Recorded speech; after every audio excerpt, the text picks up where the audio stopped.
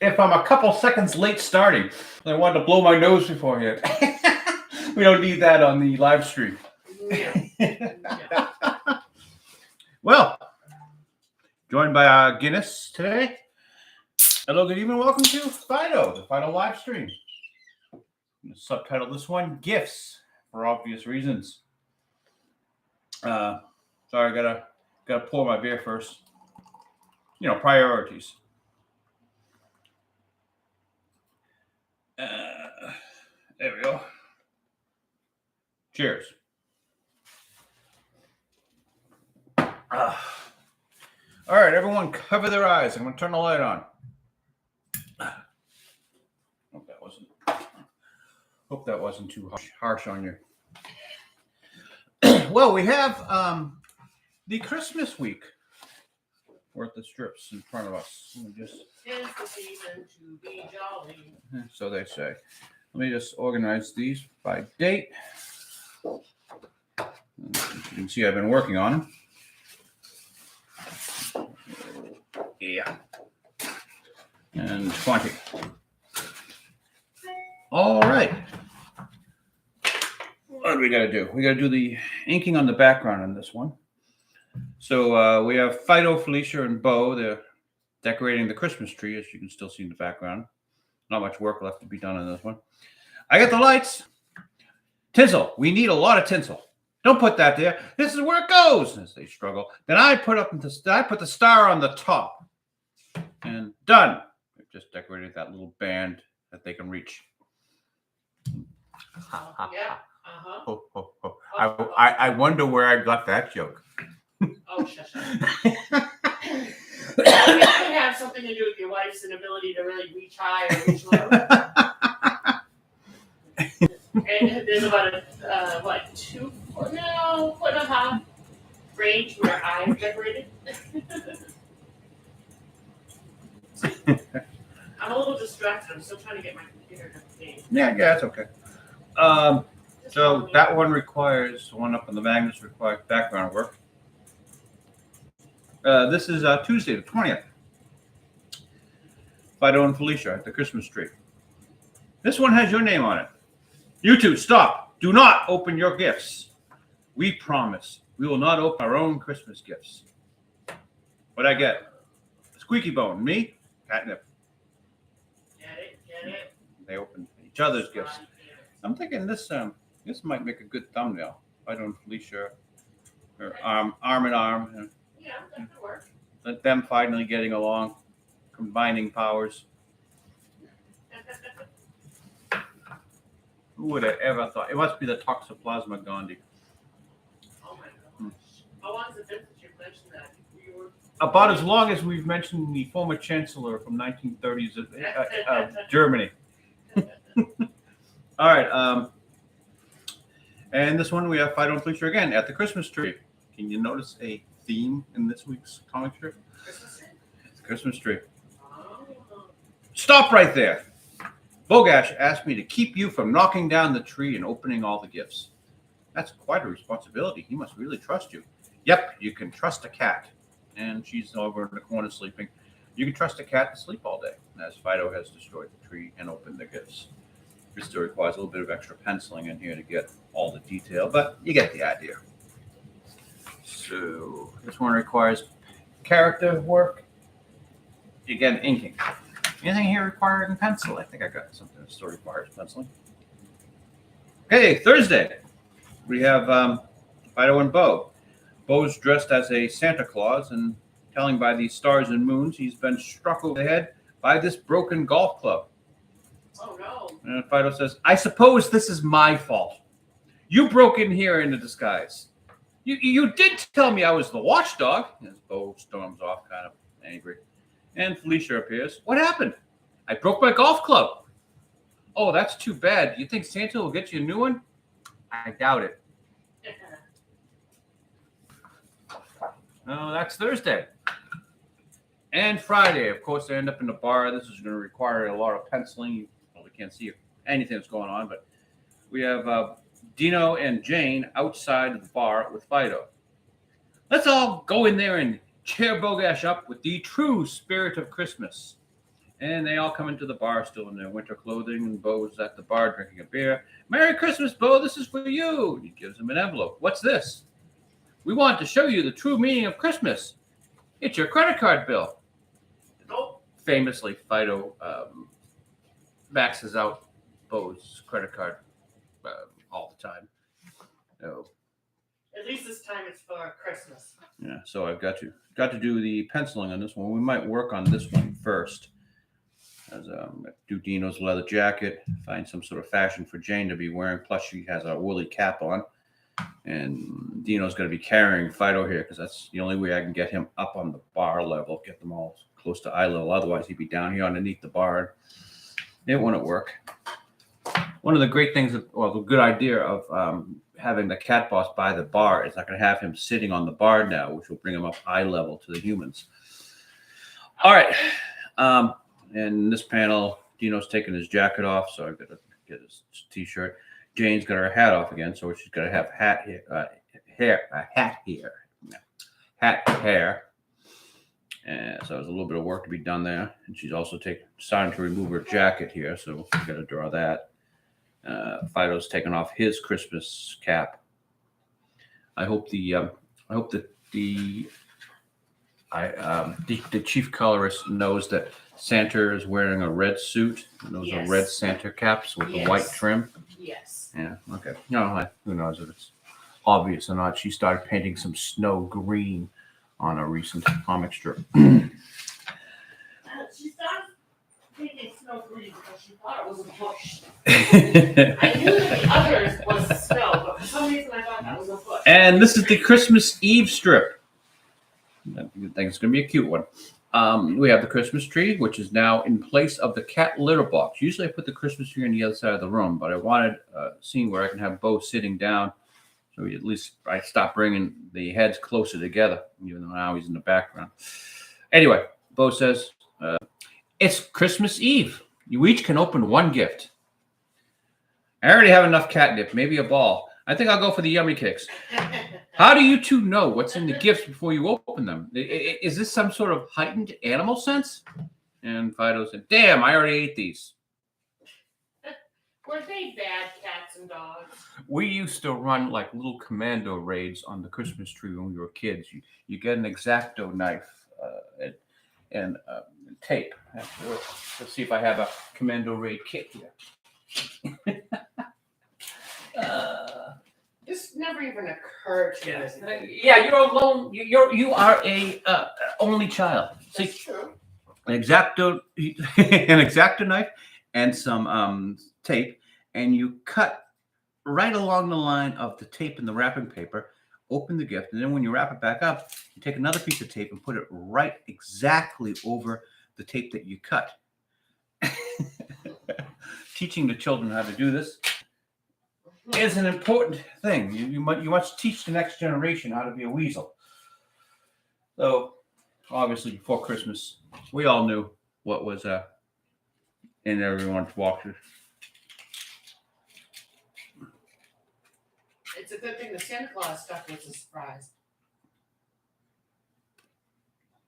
Oh, you mean the stuff that my mother and father left in the spare room?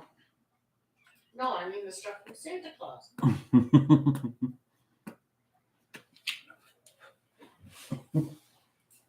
That's what I said, and that's what I mean. Yeah, we know Santa visited you.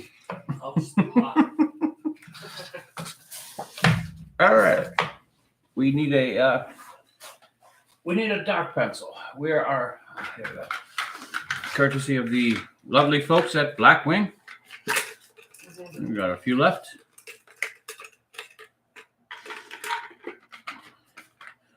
Why do you use a Blackwing pencil when it leaves so much dust on your comic strip?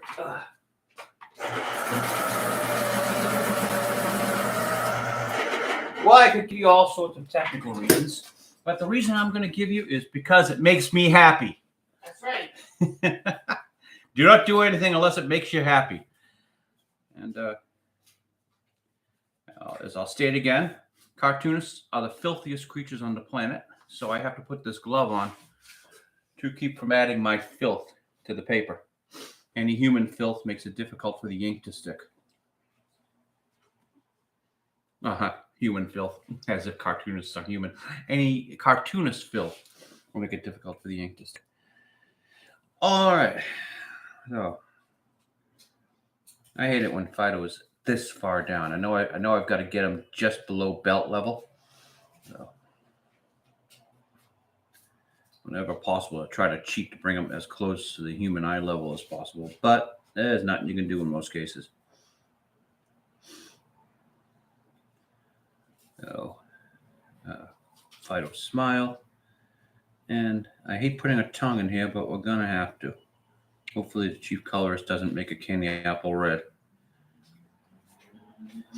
And this ear will poke out of the hat. Otherwise, we'll just do the furry cap.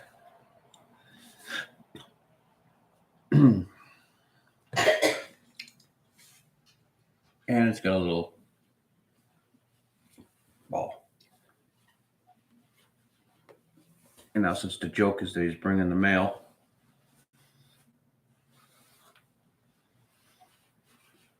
see, the tip almost broke there.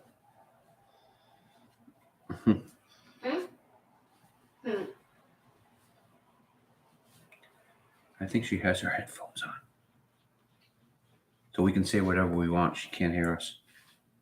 No, you can't say whatever you want. I just zoned out. I'm still trying to get everything over here. Oh, while I'm thinking of it, our good friend Scott Schaefer is back. He's already declared victory over the people who do established titles. Ooh. We can no longer feel as if we're a member of the peerage. That's So too bad. glad you got that nasty corporation. Again, I'm going to bring out my Ginsu knife. Now, the marketing behind this, the reason why they call it a Ginsu is because people in the Western world have this mistaken notion that the Japanese, because of their bloody history, are superior at knife making. It's about the same logic as selling guns over in the East, saying because of America's history of gun violence, we must be spectacular at making pistols. We are no better or worse, maybe in some cases worse if you hear some gun enthusiasts speak, than anywhere else in the world. And Scott is now attacking the same people who ran established titles also sell a Japanese knife, which is made in China. You're like, what is it made in China? I know. But the people are, again, banking off the Western world's idea that the Japanese have some sort of plus 10 modifier in making blades. And he points out that they're no better than any other knife made on the market. In fact, probably something you'd see in a discount store. Well, yeah. I don't expect Damascus steel in my kitchen. He's pretty observant, isn't he? That's you. That is my sister, Lisa. Hey, let's put her on speaker. Don't do that to her. Lisa, you're on speaker? Hello, Lisa. You're on speaker, and you're also live over the internet. Ooh, nice. Yeah. I want to know what my darling favorite brother wanted for Christmas dinner. Either a ribeye roast or a tenderloin roast. The ribeye roast, of course. Okay, that's all right. Well, that was easy. How you doing? I don't think she can hear you. She hung up. Oh, she hung up. That was easy. See, proof that I have a sister. By the way, Felicia's based on her. Oh, really? Okay. I wasn't aware of that. Is she aware of that? What did I? Yeah. Oh, okay. Lost my pencil for a second there. All right, I've done. I think Jane should have a bit of a smile here. Yeah, I've completely screwed up this face. Now we have an example of how poorly this pencil erases. Yeah, I don't like that look either. Okay, we're going to leave Jane's mouth alone. Let's work on Dino's jacket. For some reason I have his hand up here, grasping his lapel. Fine.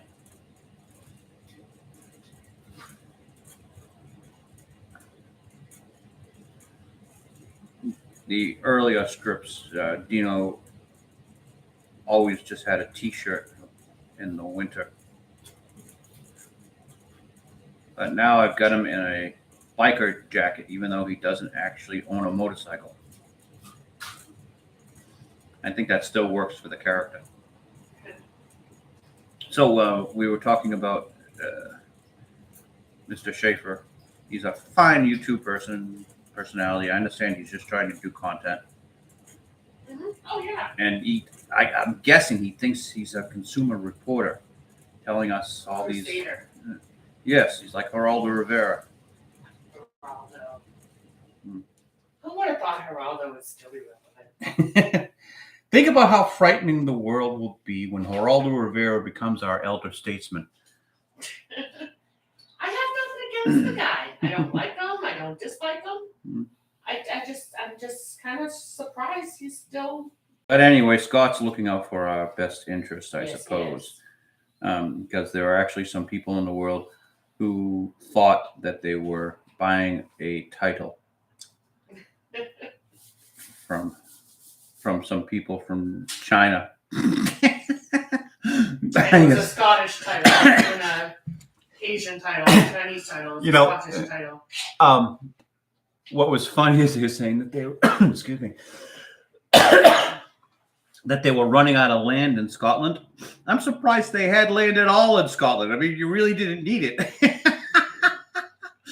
That proves they were all the more legitimate. They actually had land in Scotland. They were selling you a foot of. It wasn't like it was a con. It wasn't a shady company. It still isn't a shady company, Scott. But I understand you just are looking for content, and this is your biggest. This is your biggest get. I mean, this is your this is your last Jedi. You know how many careers Last Jedi made on the internet commentary? If Mr. Plinkett wasn't already established, it would have established him. Oh, it kind of did. It still kind of did. Oh, will the light over here affect you? No. Okay, because I need the light over here. Yeah, go right ahead. Although somebody moved the furniture, so it's even harder to get to the switch. Well, I happen to need more room over here. We have a big 12-foot leather couch on the other side of the cherry board here. And that's what she's referring to. Ever so blocking of the light switch. So, we got the Bill Clinton cigar today. Let's see if I can somehow clean up her lips because I'm having trouble drawing her mouth when I see the shadow of what was left before. I'm just going to make a dot. That seemed very heavy. I have problems coloring her lips when I see the shadow of what was left before. Yeah. I know, that sounds ominous. For some reason. It sounds like there's a story behind it.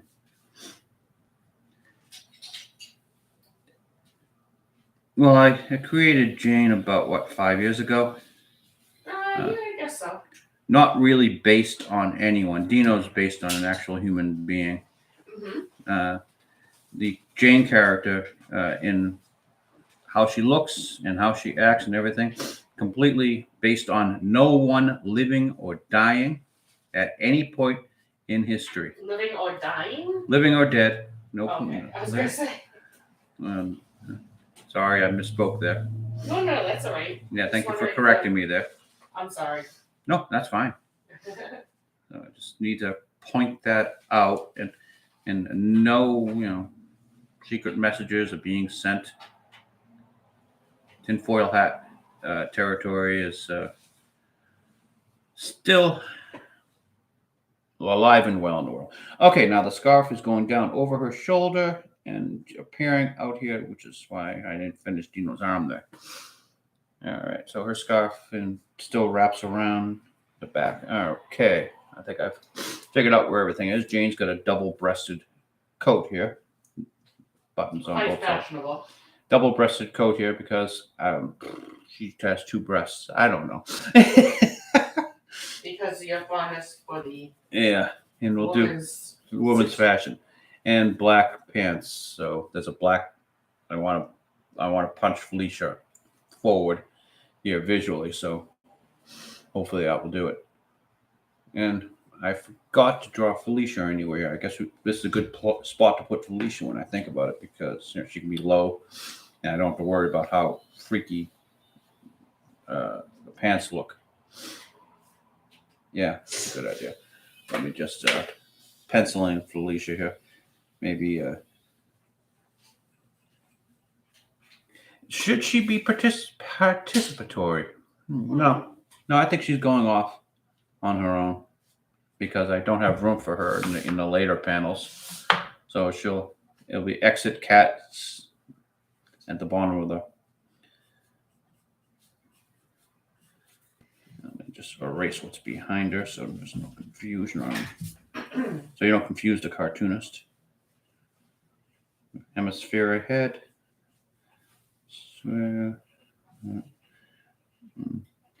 Maybe she sees some of her friends, like the polka dot cat that the colorist likes to draw. I have a fondness for polka dot cat. I don't know why. And it's not really polka dot. You just meant to be spotted. Okay, so. Oh, hey, what the hell? Since we have dead space over here, let's draw another cat welcoming Felicia. And give a good opportunity for the colorist to draw the polka dot cat again. I prefer to call it, not dead space, like life challenge space. And so let's take up as much of this dead space as possible. We have the cat with the outstretched hand, and we'll do a tail up here. So now there's life in the entire square. Yeah, I was weighted too much up there. Now it's good to be able to bring a whole action and movement. Balance it all. Yeah, the other cat has both arms out, welcoming Felicia, and maybe we'll give Felicia one. Yeah, there we go. Something going on in the cat world that has nothing whatsoever to do with what's going on with the strip, but it's taking up room. It's good to give each panel as much life as possible. All right, we're going to start here on Jane again.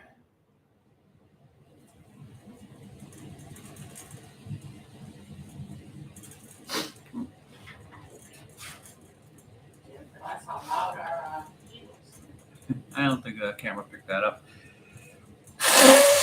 Yeah, I'm sure the camera didn't pick that up either. Oh, no, good. No, it's either that or you sniff, sniff, sniff, sniff, sniff.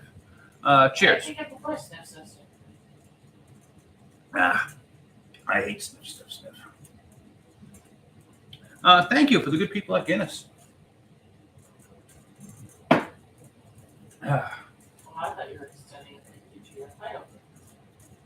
Why? What's up? Oh, Oh, I always think they're wonderful.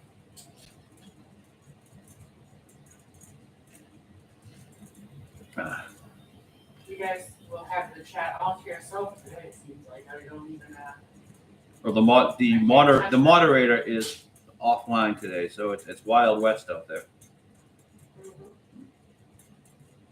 It's allowing the computer to run, but if I go to type or if I even go to change like to another window or anything, it tells me I have no memory left.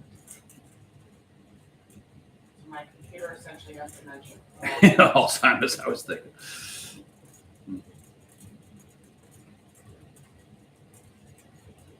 So, did you know that Shark Week is too white?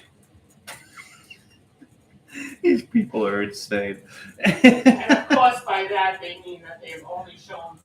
They call the great white shark for a I reason. was just gonna say that. I was just gonna say that. You stole my joke. Well, We need to get more of the hammerheads in here. tiger shark, Mako. They all should be just as equally represented as the big white shark. Great white shark. So how is Shark Week? I have no idea. I haven't watched broadcast TV since 2017. Well, if that broadcasting launch, certainly that has to be on something like that. Discover. Discovery, yeah. Well, Shark Week only became a big thing because old TV used to suck. You'd have 256 channels and spend all day channel surfing trying to find something that didn't suck. So people put on Shark Week because, well, most of these shark documentaries kind of sucked, but there was nothing else on. There was nothing else to watch. Now I'm my own program executive. I decide what I'm going to watch. There's no problem. And of course you watch Phydeaux. And of course we watch shark documentaries. No, I haven't. I'm joking. Yes, you can watch Phydeaux the comic strip being made. You can watch this. You don't have to watch shark documentaries. All right, we got Phydeaux's little arm poking up over Dino's hand here. I just want to know how they got the sharks to approve. I mean, maybe the sharks don't want us to document them. Well, are you kidding? It's made a lot of their careers. Oh my God! You don't see commercials, but on YouTube there's a commercial of the. Oh shoot! It's not the. They're lemurs. Mm-hmm. And, Yeah, I like to move it. Yeah, Mhm. but they make the comment that they're going to be popular. They're doing a documentary about them. Mhm. They're like, "Are we going to be meerkat popular?" Which had me giggle. Yeah, that Meerkat Manor, that was a great show, but it was so sad. Well, yes, but it was a great show. I tried to get my mother to watch it. She's like, I can't watch this. This is so sad. Oh my God, your mother wouldn't watch it? I didn't know that. Yeah, well, I thought that's right up her alley. it was too sad.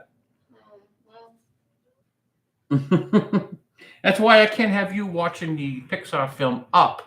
oh God, no. It's No, too sad. No, not even the tiniest bit of an interest. Nope.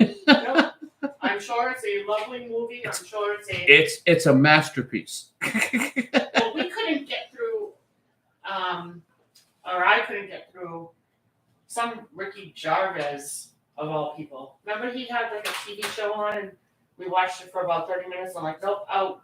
No. Because he was talking about his dead wife or something. I don't even know. No. I should look it up at some point. Don't remember. But yeah, no, I couldn't even make it through that. And that was meant to be a comedy. And I'm like, nope. Yeah, go on.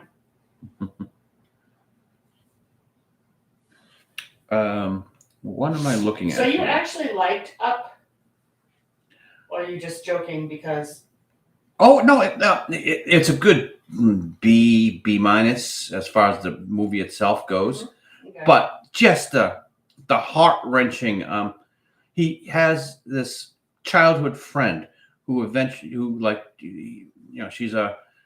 she plays adventures, and he's sort of a nerdy kid with glasses, and they eventually get married, and they spend this incredibly domestic life together, and then she dies on him, and the kid he's alone. He's as an old man. That little nerdy kid with glasses is alone as an old man now, and it's heartbreaking.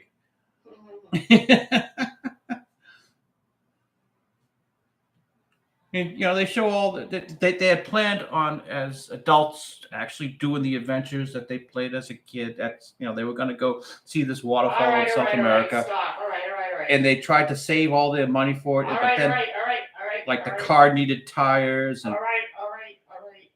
I can't. Yeah, you were just describing it. I know. Is enough to make you teary. Stop. I'm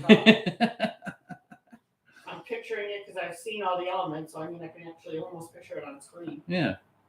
Okay, stop. So that's why he eventually puts balloons on his house and flies to South America. That's one would do. As one would do, yes. Most balloon men just sort of go put it on their lawn chair and end up in air spaces of airports. But no, he was a little bit more ambitious. I have a man with a gun up here on a lawn chair with balloons flying over the airport. That actually happened. Oh yeah. And if you don't believe it, look it up. It happened. So we're not going to pile onto Jennifer Lawrence. The internet's really enjoying that. I used to like it. Well, I don't care. I have no love opinion people. I know. of Jennifer Lawrence, and I understand where she misspoke and just why everyone's piling on her, because it's fish in a barrel territory. True.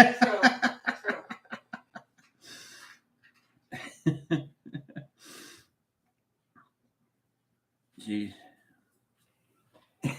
I think Hollywood used to protect their stars a little bit better once upon a time. And there would have been a publicist there who would have handled that interview, and that wouldn't have happened.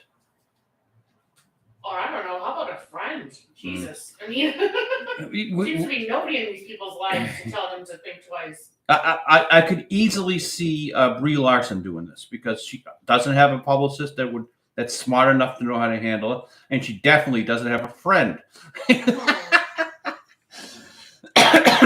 So, and we have to.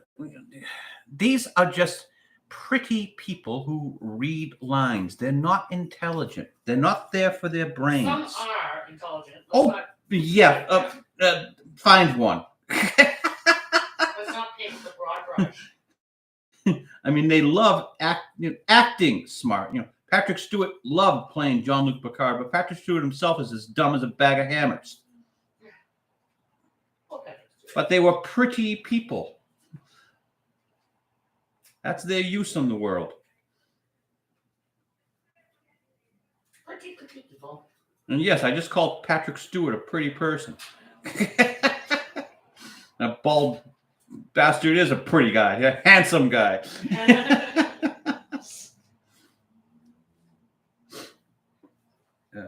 Let's see, what's Dino? Oh, it's his jacket. Sometimes I forget what I'm doing here. Jacket, and there's the collar. That's the lapel, and we'll just have a couple fingers here and a couple fingers there, so he's always holding the jacket. And there we go. So Yes. we last night Yes. we found the TV show Andromeda. I've never heard of it. Never heard of it. And apparently there's 105 episodes of it. But neither one of us had this in our memory banks. I don't even remember hearing about it. Supposedly created by the creator of Star Trek, Gene Roddenberry, and produced by his wife, Margelle Barrett, but she calls herself Margelle Roddenberry here. And I'm guessing the entire Roddenberry fortune went into making this thing, because it wasn't an expensive show. And if I've never heard of it, it obviously wasn't a successful show. Must have. I don't even know. I can't believe it's totally out of my brain. Hercules plays the main role, looking as handsome as ever. I think wasn't he canceled recently? What, Kevin Sorbo? Yeah. I don't know. I feel like he did something wrong recently. Oh, well, who hasn't? I know. I would not like to be judged by the stuff I've done in my past. I think I've never sexually assaulted anyone, but I've taken my clothes off in public.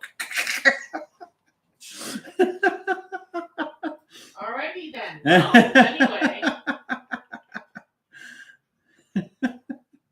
I'm pretty sure that would be considered assault. Stop. No, literally stop.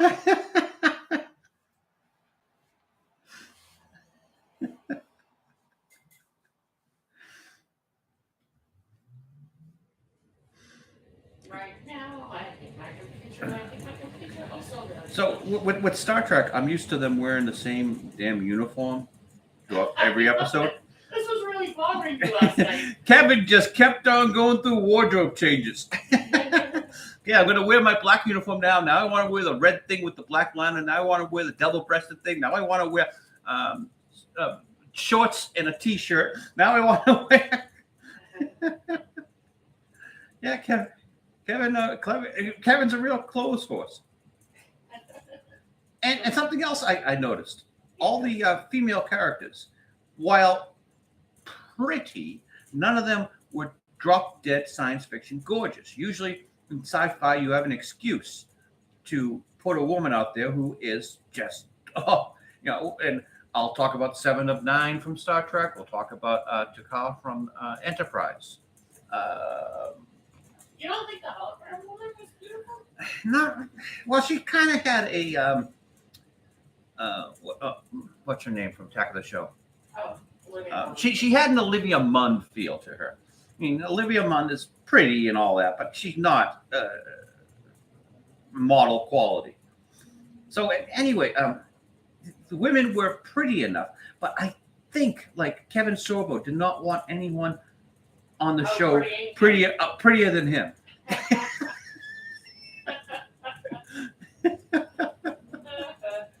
And I've seen the Hercules TV show. They make him look big and muscular, but in this one they've got this this other guy, this black guy, who's just twice the size of Kevin Sorbo. This guy must be a monster in real life.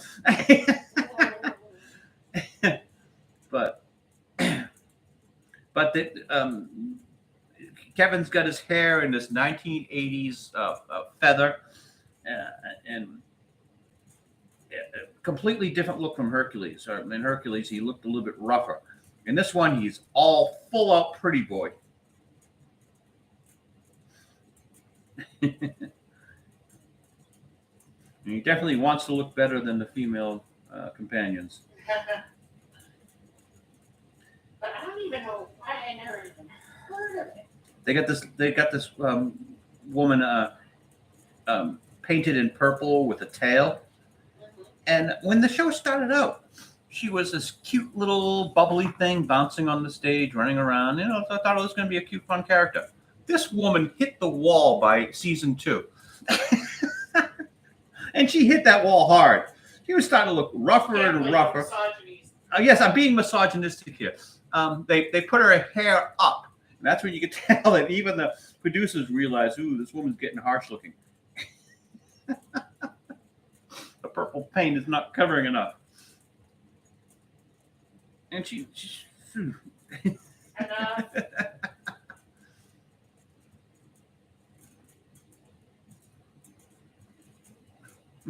So I made a mistake of thinking that my computer would let me actually just look up Kevin Sorbo quickly. No, don't let me even do that. It's a bad day for Vicky's computer. It is a bad day. It's taking Sunday off. Yes, so. She's very unhappy with her computer right now. Bad computer, go down. Lie down. All right. Dino still has the jacket here. I'm going to say the thumb is what's helping to hold it up. That's why you see all 4 fingers here not doing much. And here's the label. There's the lapel. And that should be realistic enough. No. All right, now. Phydeaux's got it. I think his head is just a little bit too large. Let's sharpen the pencil.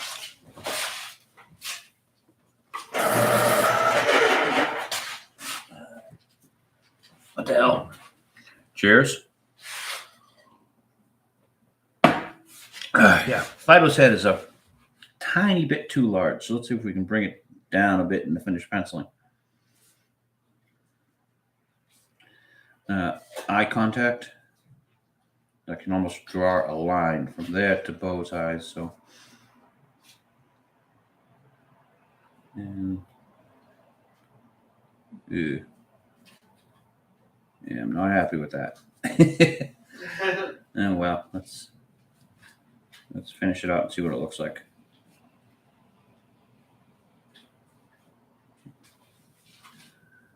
Yeah, I'm not really happy with that. Just doesn't look right. Leave it alone. Leave it alone for a second. Pause on the bar. This is his Christmas cap. Shouldn't be that big, so we'll just put the tassel down here.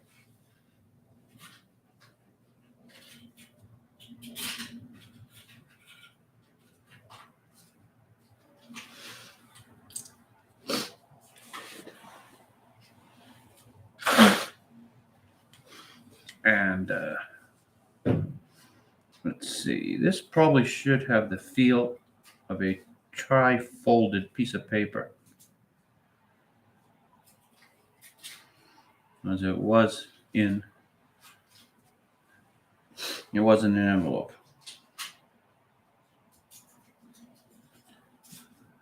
Little details that don't really matter, but it makes the makes world. me happy.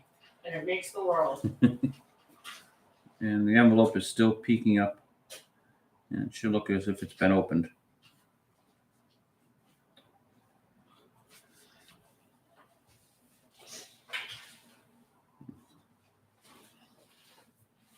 A bit of schmegma on my thumb.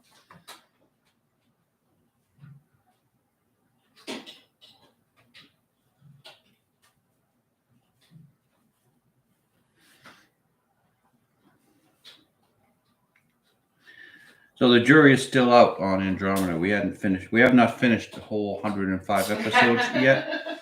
And I'm not even sure we're going to return. I don't know. How many do we watch? Like 7, 8? Well, maybe more than that. I don't know. A couple seasons. We just kind of had it running. Yeah, we do that with our own programming. Since I don't have a programmer, I just watch whatever TV I want to watch that makes me happy. You go back onto that again. No, don't even have to channel surf. My computer screen has gone black. Probably turned off.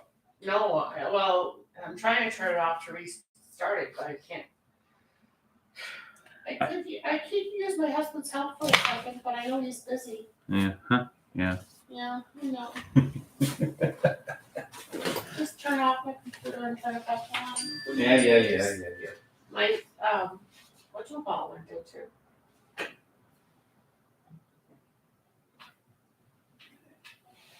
There you go. Restarted.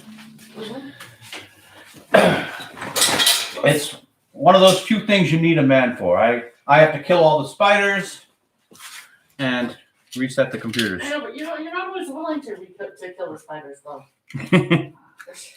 Well, You have some sort of weird thing. spider. What's wrong with a spider? It's creepy. It's all in personality. It's like, what's the difference between a rat and a squirrel? It's just that fluffy tail. I suppose if a spider didn't have all those legs and wasn't hairy and black and small little thing, maybe if a spider had a big smiley face on it. That would be even creepier, I think. Actually, that would be.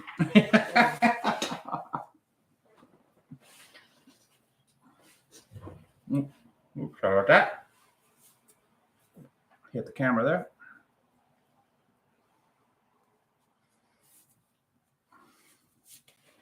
Back to work. I guess she's looking down at the debts that Phydeaux has run up on him.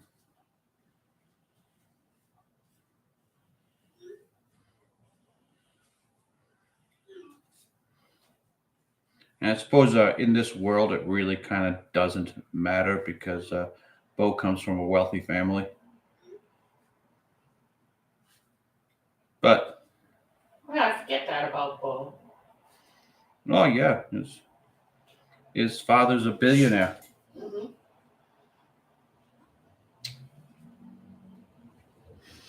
Let's see. That's the advantage of being a supervillain. You generally have a lot of disposable income. All right, I think we're ready for. I think we're ready to break out the brushes.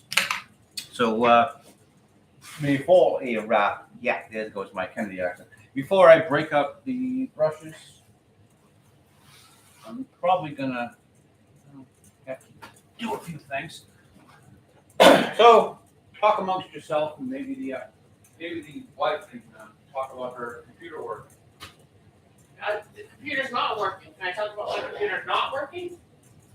Now because my tablet has decided to join in on the fun. I'm not having a good electronic day. My electronic day is lousy right now.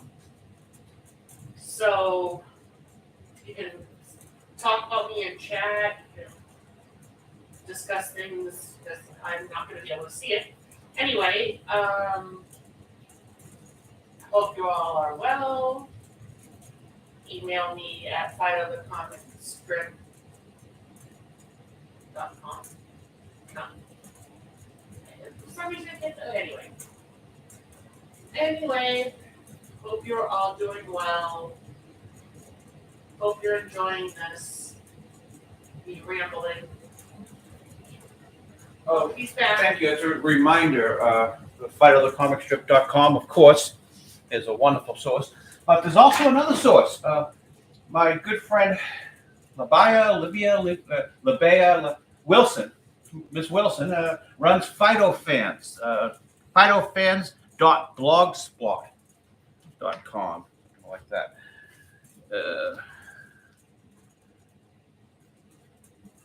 Oh, that's weird. I What? reached out on my computer and it wants me to sign in as my mother. You know? I'd like to sign in for myself, please.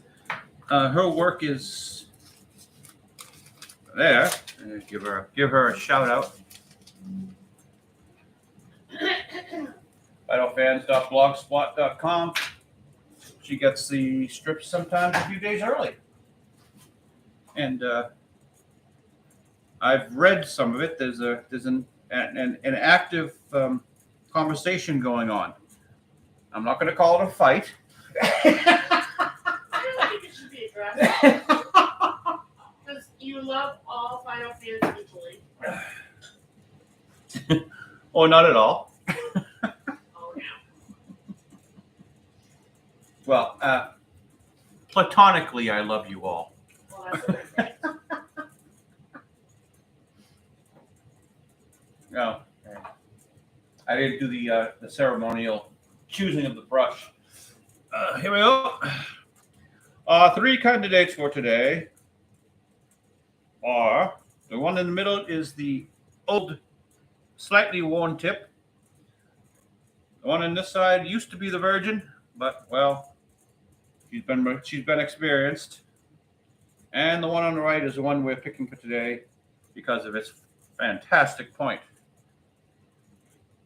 We have Fantastic. yeah, so we're choosing this one. I've been wary of using this one because you can even see here how it's giving me a double tip. Yeah.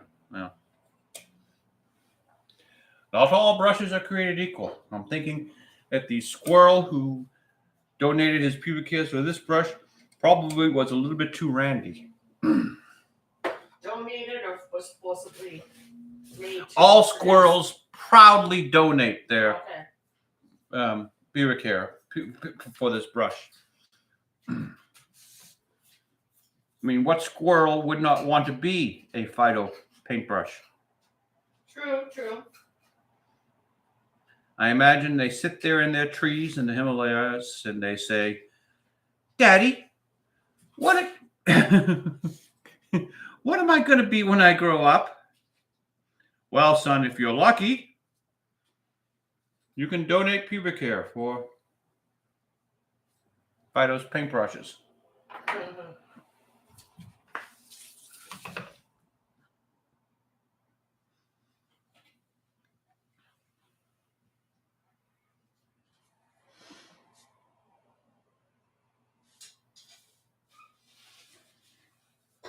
Mm-hmm.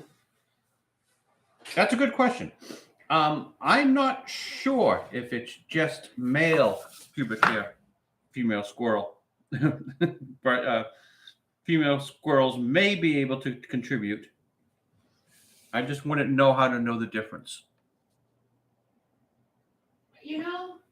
I'm thinking just for the sake of the YouTube algorithm Mhm. should discontinue the frequent use of the word pubic hair. Public hair. Pubic.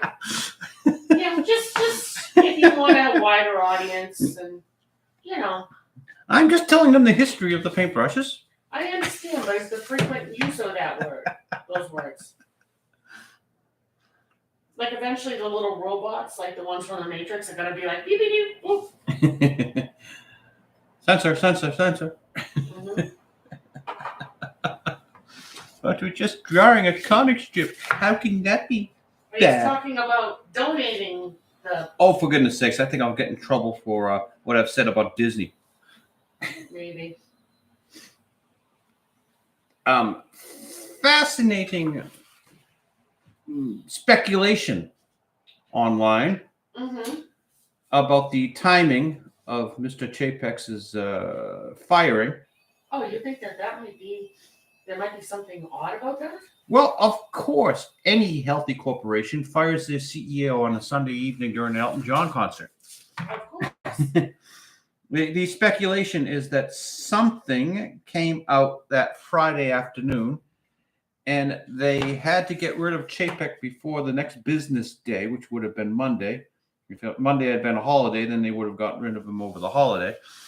But what in history, what happened that particular week?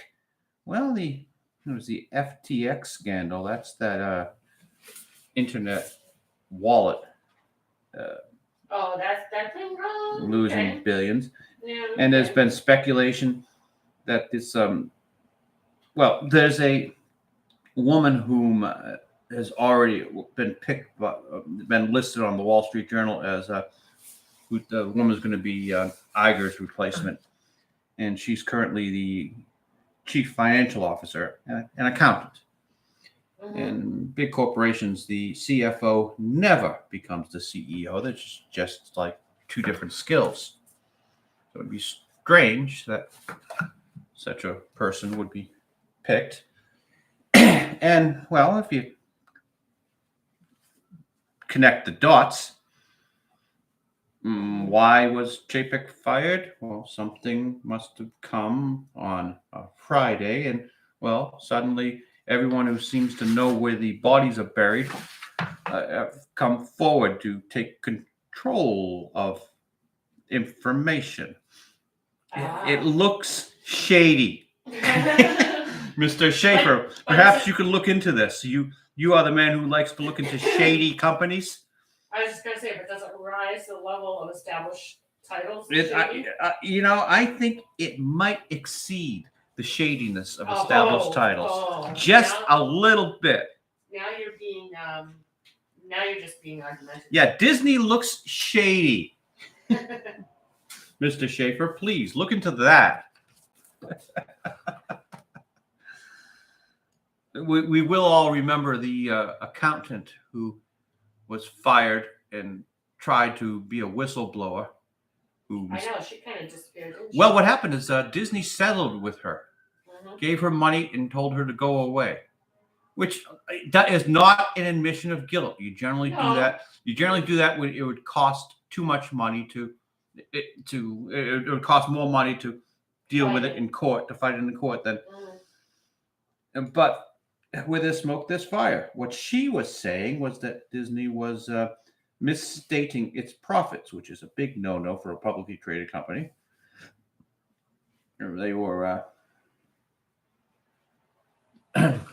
according to this accountant, they were they were using promotional money to boost their sales, and then claiming those sales as actual sales. Mm-hmm. So, for instance, let's say there's a movie. I don't know. I'm going to pick a movie at random. Captain Marvel.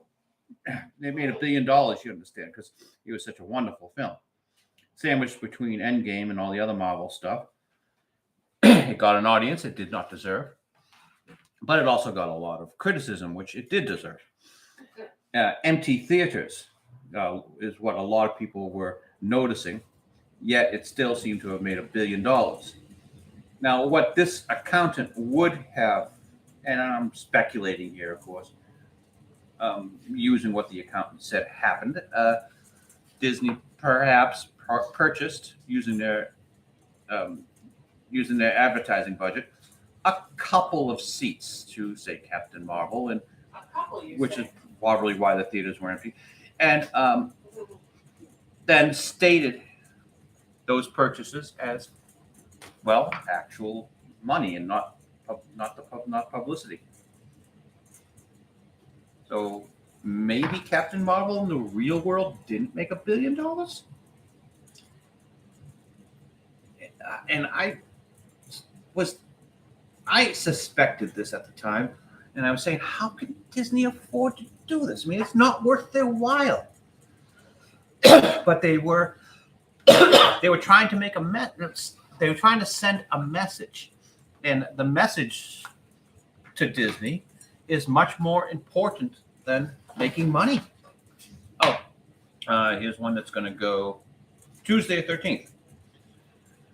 And then Little Red Riding Hood said, "Grandma, why are your teeth so big? They're better to eat you," the big bad wolf said. Are Little Red Riding Hoods good to eat? The book says they are. And Bo and Dino are in the supermarket. Ignore Phydeaux shopping list. Oh, good. Oh, good. I thought we were going to get in trouble. Oh my. So the message seems to be more important to Disney than actually making money. You see this in companies like Gillette. They had the whole advertising series. Is this really the best a man can be? They were attacking guys for whistling at women on the street and doing stuff like that, as if we actually do that. But whatever. I was in a construction crew. We never whistled at a woman on the street because, well, that's embarrassing. We got a little bit of dignity, you know. And women used to be, what's the word? Flattered by a male's gaze, but not anymore now. So anyway, Gillette was going to, thought that the message was more important than selling razors. That was the last time I ever bought a Gillette product. So Disney got into that idea where, the message is more important than making money. And they'll lie and say, oh, no, we are a profit company.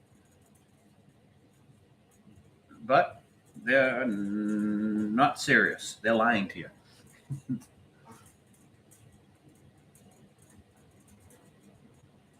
They'll die on their morals, I suppose you'd call it. Twisted though they may be.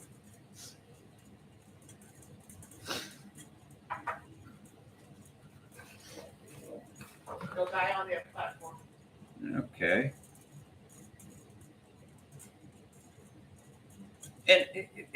And trying to look at it from their point of view, they don't see indoctrinating kids in gay sex as anything wrong. They think that is progressive and something that should happen. I mean, I personally think that we should leave the children alone, but that's not their opinion. I mean, I don't want to train single-digit aged children any sex, let alone. Do you think we're gonna get our first Snow? I hope so. We got a comic strip for it. I know. Yeah.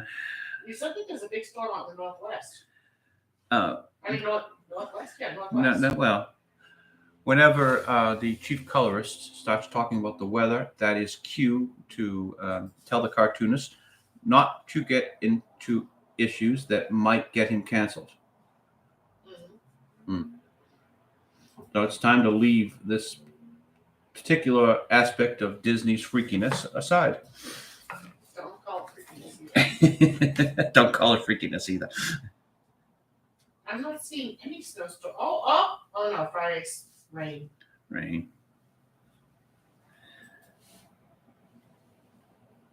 Well, I heard on Emma's radio that we have a snowstorm out west. That's a family joke. Back in the older days, people would have a radio on all day long and just listen to a news radio station in the background while they worked. An aunt of mine by the name of Emma heard all sorts of news stories that she would share with other people that no one else ever heard. Like, did you hear John F. Kennedy was assassinated by cabal, Lyndon B. Johnson and Fidel Castro together? I heard it on the radio. And so the joke in the family became, Emma's radio, which gets news that no one else in the world gets. And the big joke is after Emma passed away, who inherited Emma's radio? All right, let's put that aside. Actually, no. Wait a minute. Word balloon done. I like to get the word balloons done before I do the backgrounds because they get, I don't have to worry about what I'm doing. I really respect guys like Breathed and Trudeau who do a strip without word balloons. Because how do they do their backgrounds?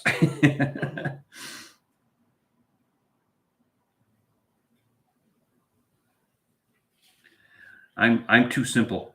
I think I tried to work without word balloons back in the early days of pests, but I just don't have the ability. I need a word balloon. Some people work with word balloons. Some people don't. And we have these simple balloons. We just do parentheses. It's a curved yet square balloon.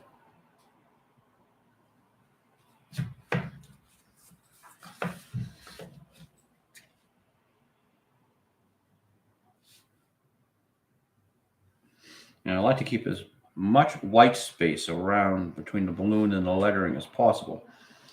And even that is too close to the margin. But I had to get all this. I had to get the joke in.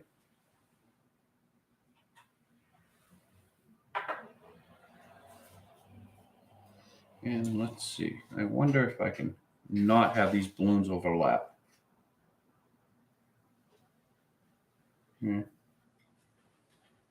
Oh well, that's the line we got to live with.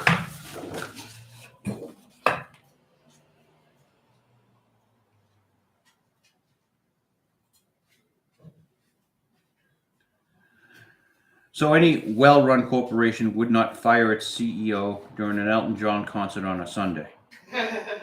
That is the Maybe Billy Joel. that is the general consensus. And I'll stick by that.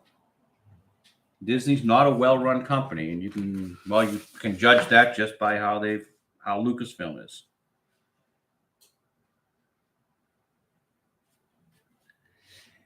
Is it true Kathleen Kennedy spent $800 million on Indiana Jones 5?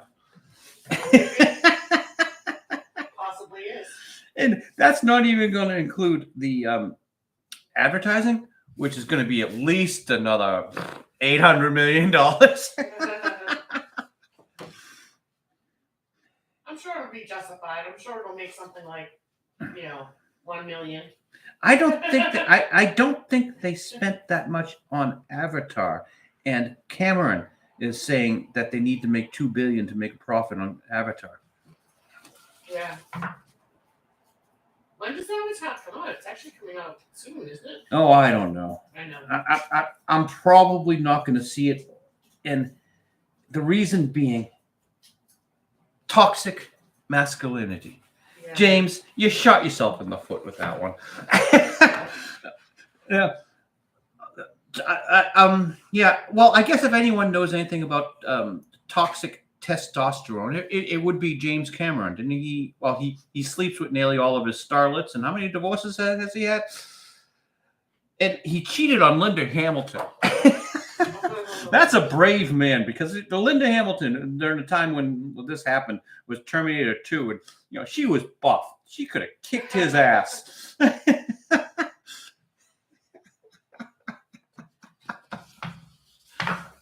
Even I would, at that point in her life, even I wouldn't have been brave enough to cheat on Linda Hamilton. And I don't cheat, but I'd be afraid she'd kick my ass. There are 8 years of martial arts, and I'm not a small man. I'm a big guy. I'd think twice about screwing around with Linda Hamilton. Although Linda's not a fighter. Someone like I think if you pissed her off enough. who knows? Someone like what's her name from Mandalorian. The woman fired from Mandalorian. Oh, Gina. Gina Hamilton. No, Gina Davis. Gina. I want to say Gina Davis. Stop throwing them out, or else I won't be able to get it. I would. She could kick my ass today. Now all I can think of is Gina Davis. Yeah, I know. Gina Carano. Yes. But Gina was a fighter. Linda Hamilton's never been an actual trained fighter.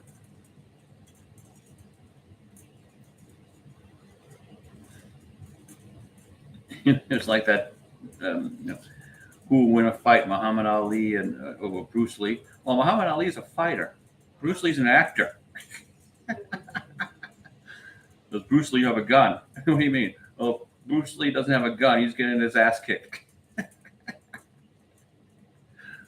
According to Mike Armstrong. From one of the greatest TV shows. Also.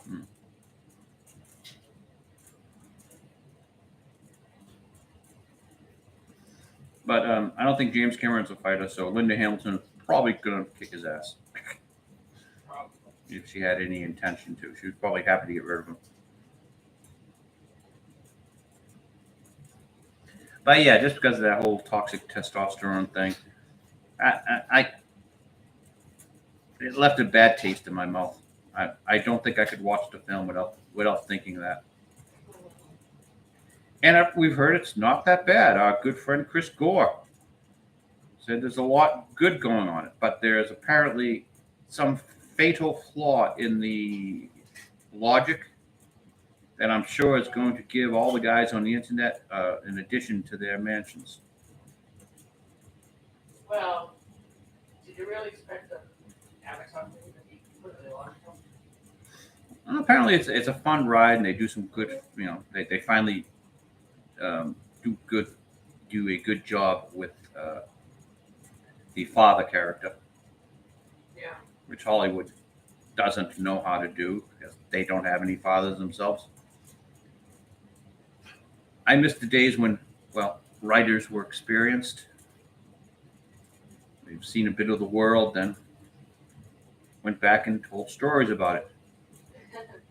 Now, you're lucky if you can get a writer who has left Los Angeles. A fine cosmopolitan city, of course. And I'm sure there are many stories where having the experience of living in a city like Los Angeles would be useful. Just not doing something like, Lord of the Rings, the Fellowship of what do they call it? The something the ring. The Rings of Power. There we go. Too many rings in that title. Lord of the Rings, Power, England. We have this cosmopolitan collection of hobbits. Harfoots. All from all different age groups and races, and this is supposed to be an insular tribal group. So the realism is just not there. Well, maybe they're, it's maybe in their history they weren't like that. And that just carries out throughout the entire. I mean, throughout the entire show, there's plenty of opportunities to have POCs in there, but let's just make it look realistic. Willow, same problem. These people don't. The actors are miscast. They don't belong in that medieval society, supposedly. But Willow has so many other problems. That's the Rings of Power problem they have is minor.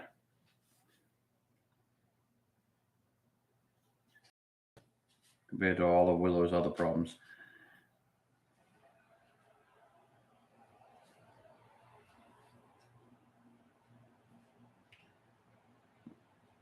Getting to the point of babbling because I'm trying to pay attention to what to my work here. Last week, by this point, we really degenerated into the cartoonist babbling. it was funny. I apologize for that. Don't apologize. You be you. Oh, there go the sniffles again. Sniffle, sniffle, sniffle.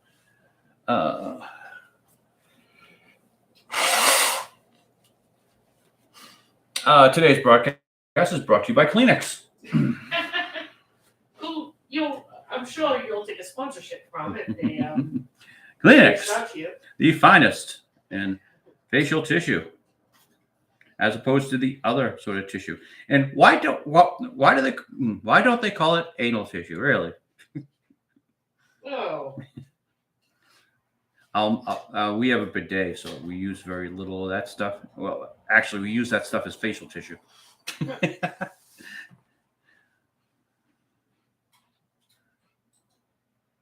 be a little too TNA. I mean TMI, TNA. I don't know what TNA is. Too much ass. Oh.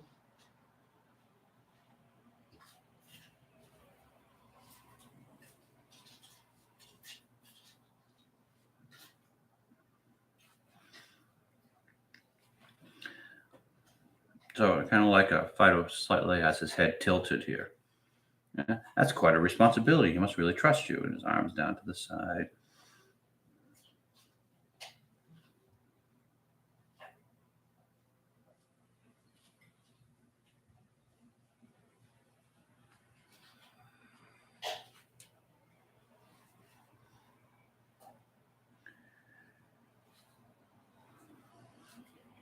So there's no snow in the weather. So we're not doing a changing of the topic here. There is being. I have a comic strip that I made, and we're going to use it for the first. Of course, I made it. We're going to use it for the first snowfall, and watch us not get snow this year. We'll save it. We'll save it for next year. We may not be using it until February.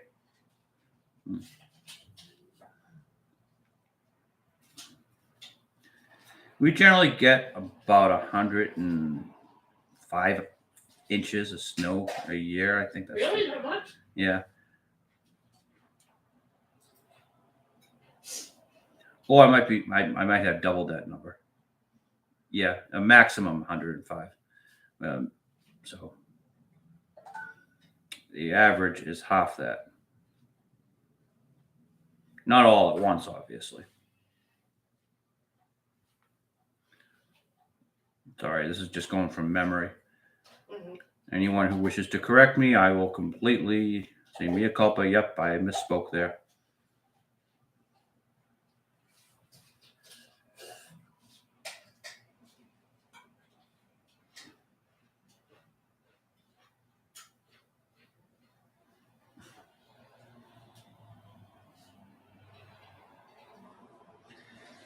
Now, here's a constant problem I've been having. I don't like when Felicia's tail, the assertion point is shown here. So yeah, I'm gonna draw her hip around here, and we're gonna assume the tail started somewhere in the back and has continued over. We got the same situation here. I'm gonna just continue to draw her hip, because the tail theoretically starts sort of here in the center of the body and travels all the way out to there. No. Yeah. Judgment call. Even this still kind of looks freaky. The tail should start about there, so we're assuming it's traveling horizontally and then popping out here. No, it's not ideal. I probably should have just run the tail down, but oh well, that's too late. What other cartoons points out his mistakes? Speaking of mistakes, I don't think we've smudged or smeared yet. For those of you who have your bingo cards out, Do not put that. Do not cover that slot yet. Well, no, I said the word. I said the word. Said the word. Yeah. Okay. And no, we haven't said the actual name of the 1930s German chancellor, but we seem to, for some stupid reason, nearly every show say his name. Well, this time you brought it up. It was not organic.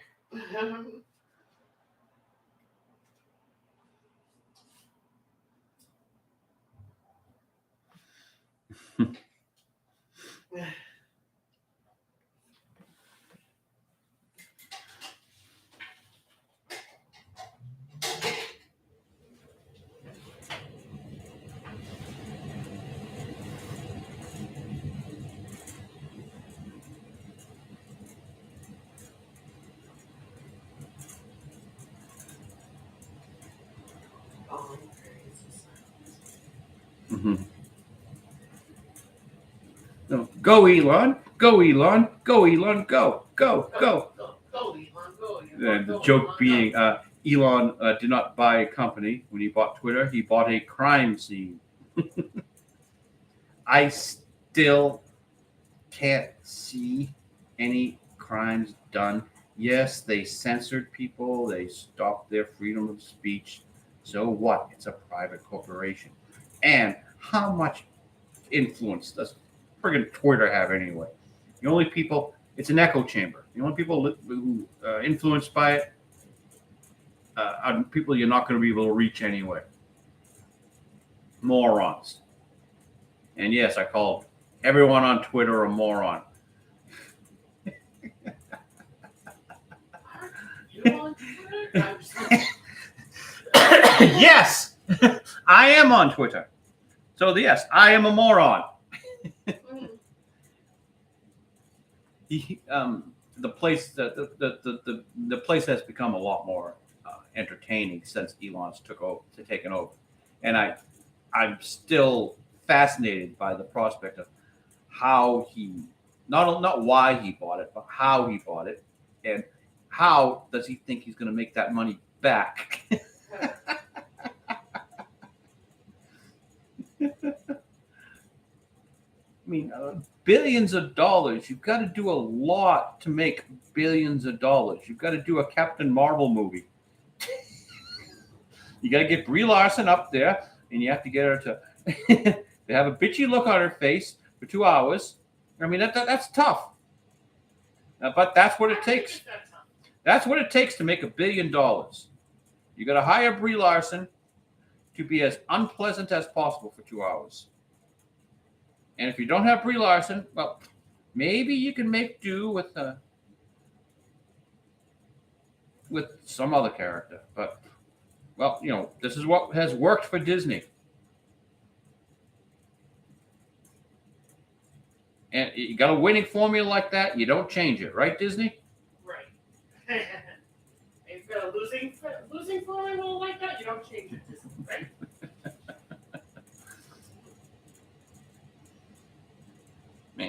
I mean, goodness sakes, they've made so much money off Brie Larson, the Oscar-winning actress. I'm surprised that they didn't give her own movie called The Marvels. the sequel to that $1 billion film that Bree started. All right.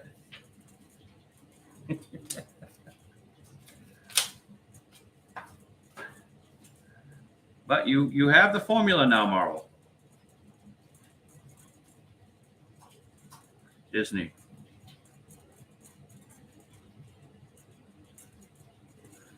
You need to make $1 billion per film. Breeze your woman. Is there another artist thing? You know, there might, just stick with me here, folks. There might be a small chance that Brie Larson's movie Captain Marvel did not, in fact, make $1 billion. And Oh, you liar. I think maybe the people at Disney realize that. You liar. But that's just me. I'm just a cartoonist out here in Boston. What am I now? You liar. You don't know what you're talking about. You say silly things.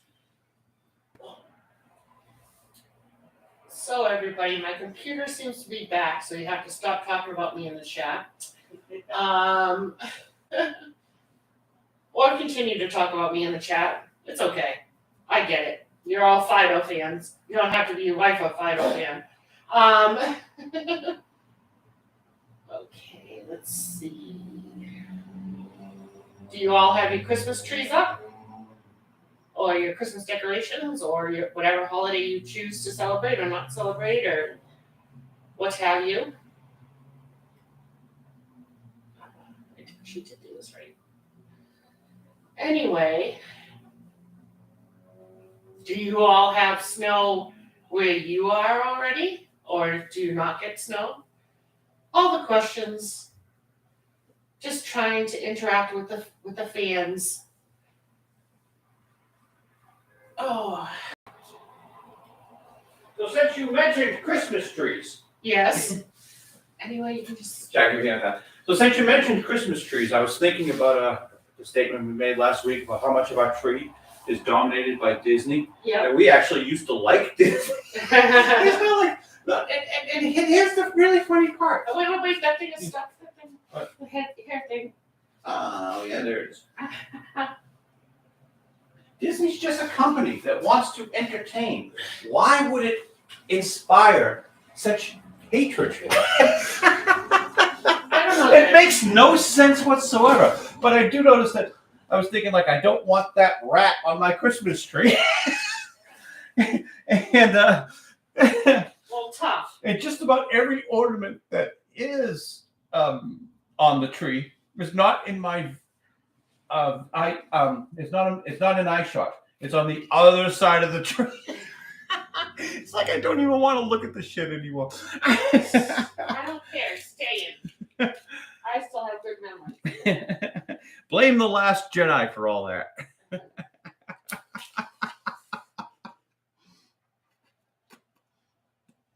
I still have a lot of memories. Memories don't have to be. How did Disney hurt you, young man? I know. Show us on a Christmas tree when it's virgin. We probably should have a Last Jedi ornament. Yes, so why? Well, I guess Disney marked all these important events in our lives. Oh, okay.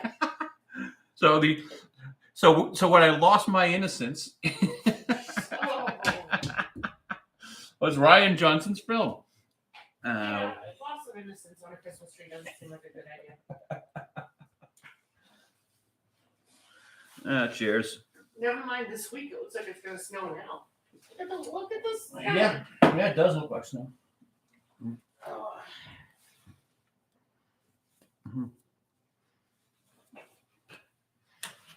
All right. Do I have enough information in the background here to ink this one? Since the Christmas tree is a character here, I think I have to go back and do the actual, do finished penciling on the background. So I'll put that sucker aside. Let's do the characters in this one.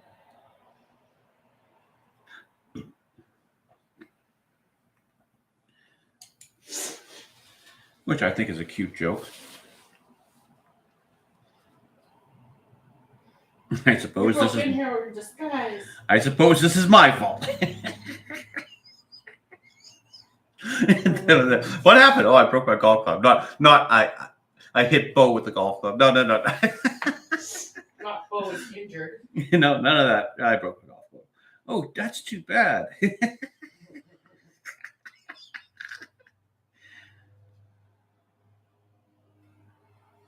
Bad Phydeaux.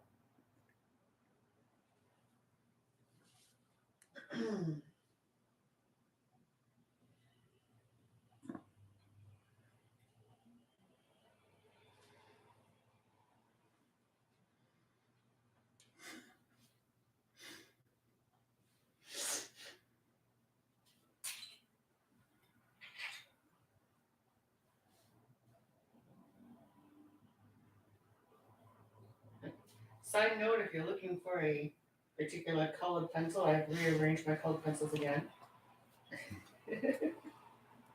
I know you don't always see my organization. Well, the reason why we have the stock camera just showing the comic strip is we're not advertising ourselves. We're not trying to become internet stars ourselves. We're promoting the comic Speak strip. for yourself. No. I want to be a star. No, you're not going to be. Yeah. We're promoting the comic strip. Mhm. No, it's not necessary that you see what we look like. Like to demonstrate what work it takes to what work goes into it, and just we add some of the conversations that Just might chatty. go on, Just chatty Cathy's. chatting, stream of consciousness sort of thing, and sometimes what we'll talk about will inform our thinking as to why these jokes happened or have been written.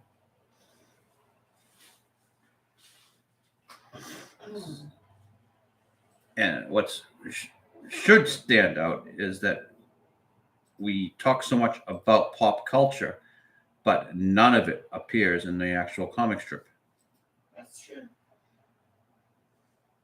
You would think Phydeaux would have an opinion of Disney Star Wars or Disney in general.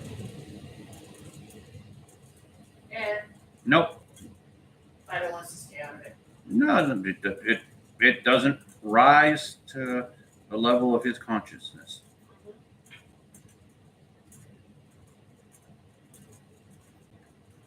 Disney has not ruined Phydeaux's puppyhood.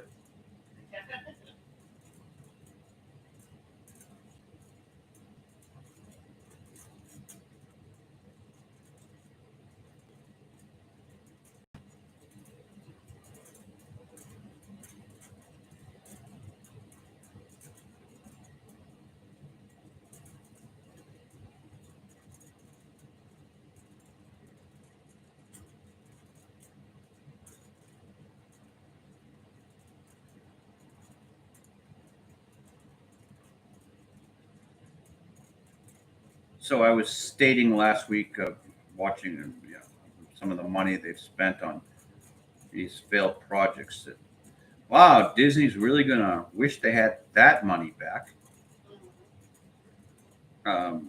Are we predicting major financial problems with the House of the Mouse? I can't see how they will. I can't see how they don't have financial problems. They have yet to have a successful film this year. And these aren't like tiny little $1 million films. These are $100 million films.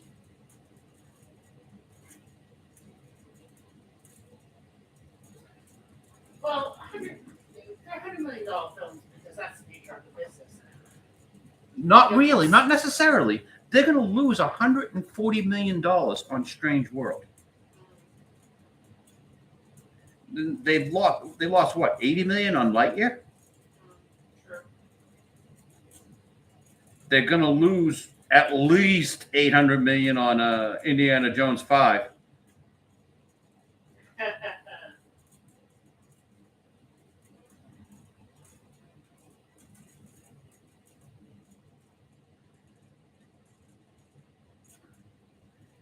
And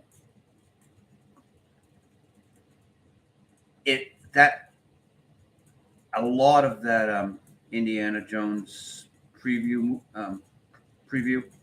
was pretty damn insulting. They had to do the slow piano, dun dun dun dun, the Indiana Jones theme, just like Ghostbusters. And like, oh, what are you kidding me? Slower, automatically makes it more Nostalgic. nostalgic. Yeah, no, that's what they were going for. The Yeah. nostalgic. Oh, remember Indiana Jones? He's an old man now. Dun, dun, dun, dun. But we're going to time travel apparently into the past and kill him young so that we're erasing him from history, much like we've erased Luke Skywalker's victory with Darth Vader. It was Palpatine's victory, not Luke's victory. That was Palpatine's daughter. Ended up winning. Wow. I'm just not going to let that go in my. I guess not. Star Wars really hurt you that much. It meant so much to me. I guess it did. And I waited, 20, 30 years as a child for more Star Wars product. And I should love Disney. What they did to my boy.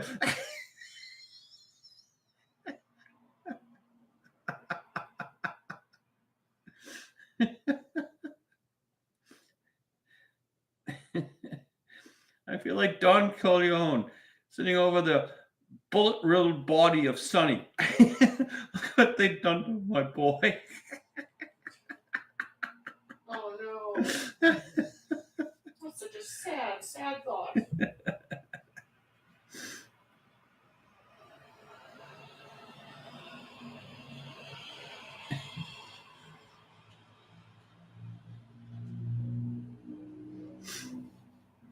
You know, it's become the new trend in Hollywood, where if a film is going to really do some serious damage to future earnings, they will not release that film.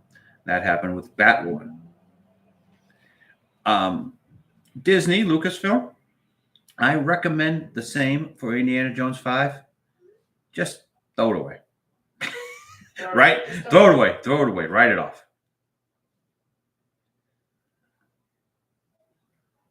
Charge it to Kathleen Kennedy's golden parachute. Miss Kennedy, we were going to give you a couple millions on the way out the door, but no, you owe us. Here is your tab. We've been holding one since 2005. Please remit.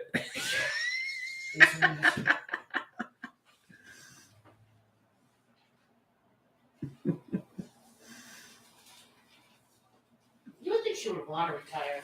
Why Yeah. does she want all this shit? Well, you assume that she's listening to any of this shit. I'm positive that they're blissfully ignorant and they think she's done a great job. She has to hear something.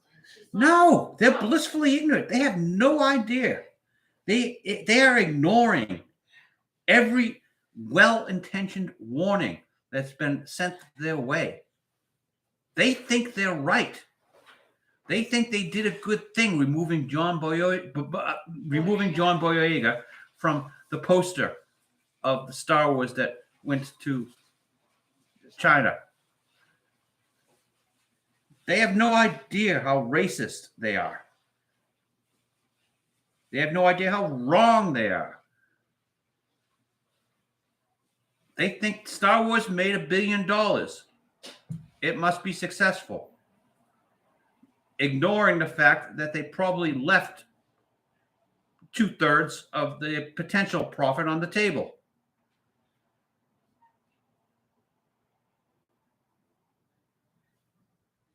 Well, that's pretty sad. They're in an echo chamber. And they go in there every morning and they smell their own farts and they, oh, yum, yum, yum, yum, yummy.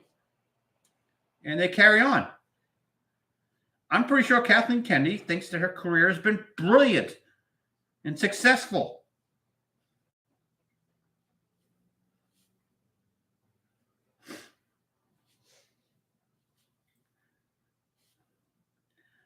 You would think that someone realizes that this company is rushing full speed for a cliff.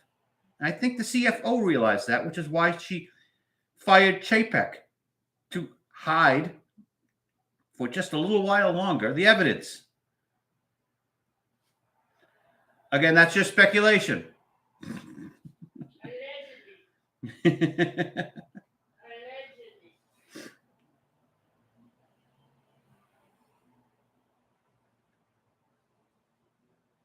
No, these people have no idea.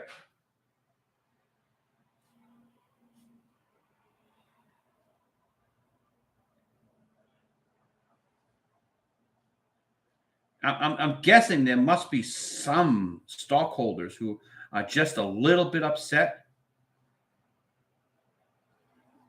But where they can be ignored, they are ignored.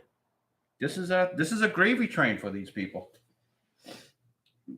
They will suckle on these teats.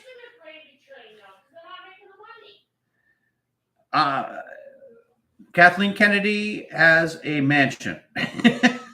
She's making her money. She doesn't care that she's destroying potential future profit. She won't be there to see it. Iger thought he was going to be a president. Yeah, I know.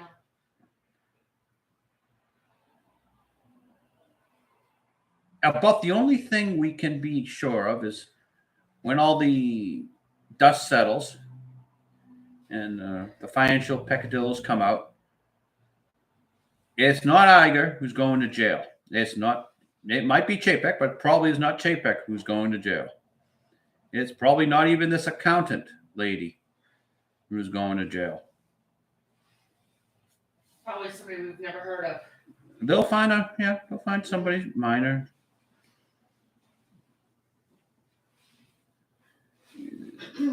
This makes Enron look small. This is FTX size. Fraud. Allegedly. Allegedly. I must say that one.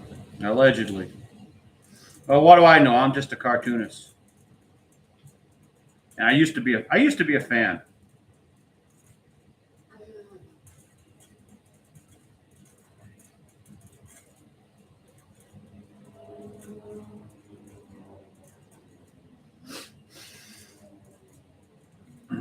I probably should just make those boots solid black rather than trying to do that special effect of a shine to them. Yeah, we're just gonna go solid black. Screw that.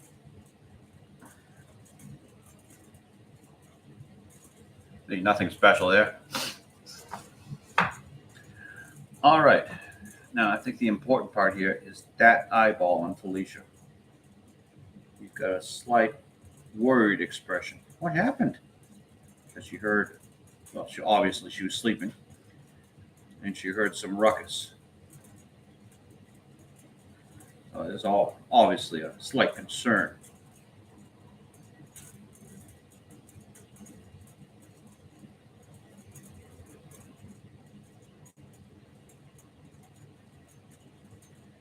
She's a fine actress. Felicia is. Of course she is.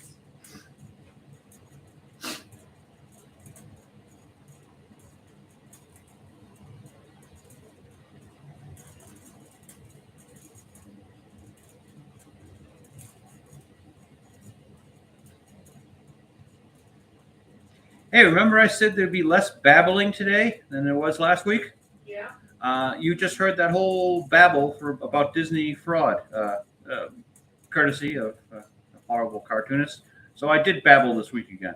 So you lied. I lied. I lied. I babbled again. Oh, well. But yes, they have no idea.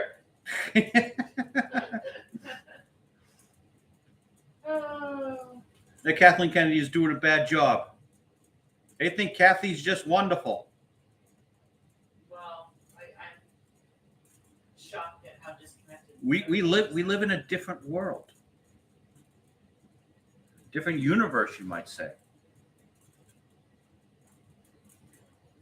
I'll guarantee you that everyone at Disney does not watch or read the same news that their fans do. They're in an echo chamber where everything is positive. Right, but if they're not making money, They think, a lot of them think they are. okay, They think Captain Marvel made $1 billion. okay, thinking you are has a practicality to it, to not doing it. Yes. Like, if you think you can think you make all the money in the world, but if you can't pay a bill, you know what I mean? Like, or if you're not Well, getting your geez. salary. Well, geez. When that happens, what do? You fire the CEO on Sunday during an Elton John concert, maybe. All right, sure. Something So then they must start to know now. that they're hiding it. Well, How long? How hiding is- long can you hide it? Hiding is different than not knowing.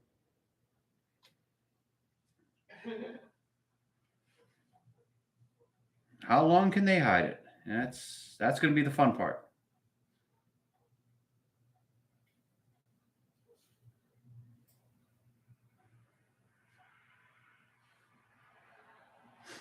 They used to be able to rely upon their parks, and they probably still do because they raised the prices and they're hoping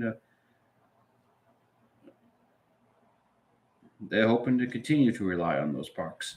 But you've got to maintain those parks. You've got competition now that you didn't have before. And you stupidly, and I say stupidly, made enemies of the governor of the governor of Florida, who's going to take away your tax-free benefits now. Mhm. Was that clever, Disney? Probably not.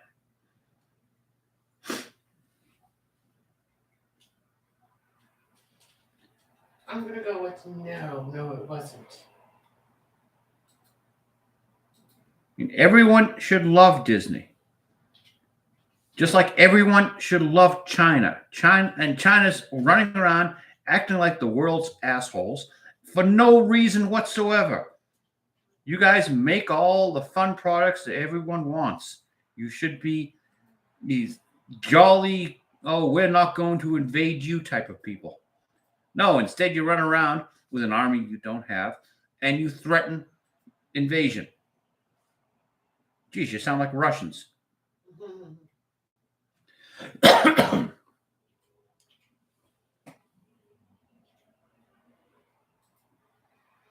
That's why Taiwan's building chips in Arizona. They're afraid China's going to invade and we won't be able to have TMC. TMC? Is that the name of the company? That's the name of the chip company? Oh, I don't know. I honestly don't know. I wouldn't be able to. No, America's not taking over the chip industry. That Taiwanese company is still making their chips. They're just making it someplace out of range of any army, any People's Liberation Army.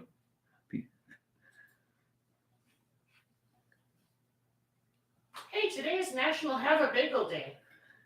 Is it? How do they choose that? I have no idea. Did- Wasn't like last week National Scarf Day or something? There was some weird thing last week. I think every day has a national. When's National Cartoonist Day? Huh? I don't know. Well, look that up. I'm sure there is. Nope, I bet there isn't. National Cartoonist Day should be June 22nd. May 5th. Haha. Really? U.S. National Cartoonist Day celebrated every year on May 5th. Could be worse. It could be May 4th.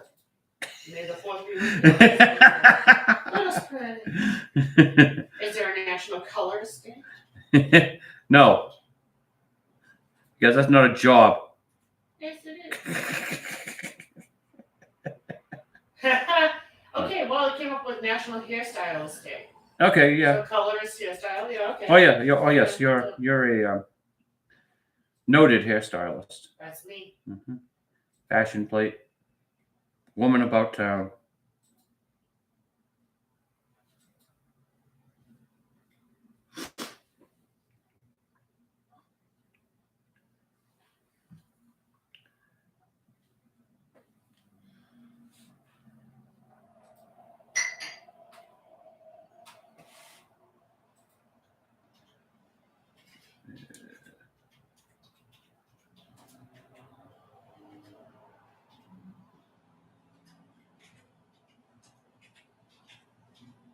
Don't tell my computer, but it appears to be working. Oh no. I shouldn't have said that. And this is when it will stop working. Ooh, Kevin's Thorbo. Hit the wall. It's kind of, well, He's gotten old. Come on. Yes, that pretty boy can't last forever. no, he's just a little bit more wrinkled than I would expect. Yeah. He's obviously not a Botox person, which I'm actually good for. That's okay.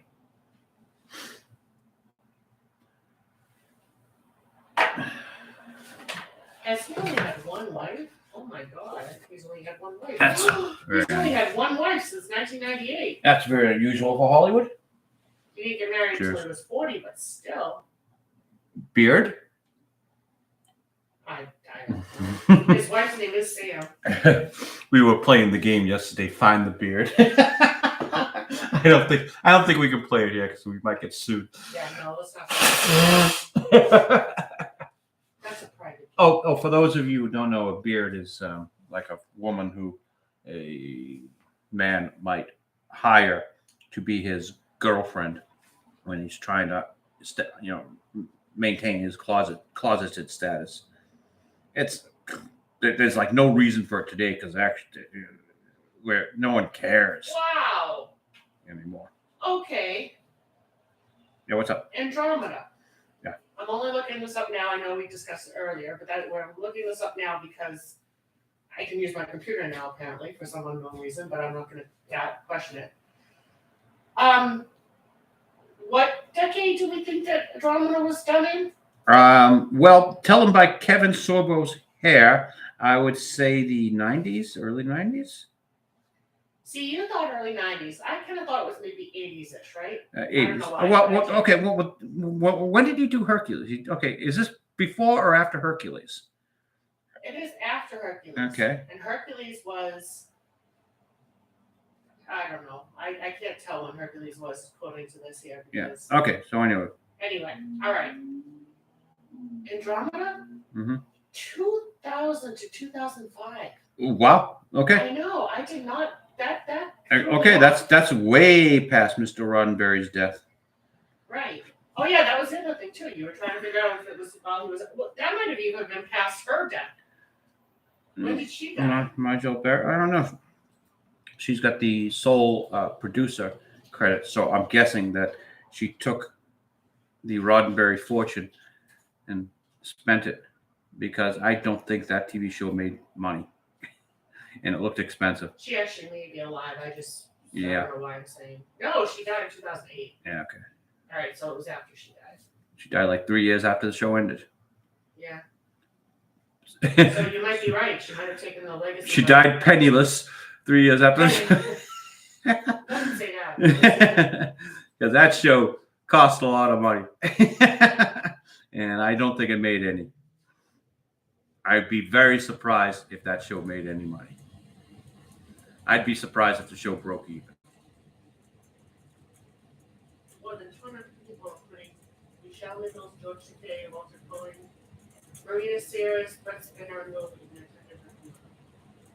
Well, of course, it's publicity for most of those Most of them. pathetic actors. It has nothing about her network.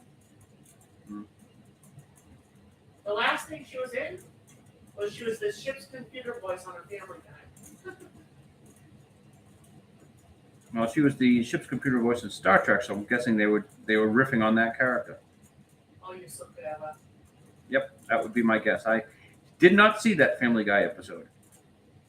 I have nothing against Family Guy. Did you ever realize that established titles was shady? Shady, you say?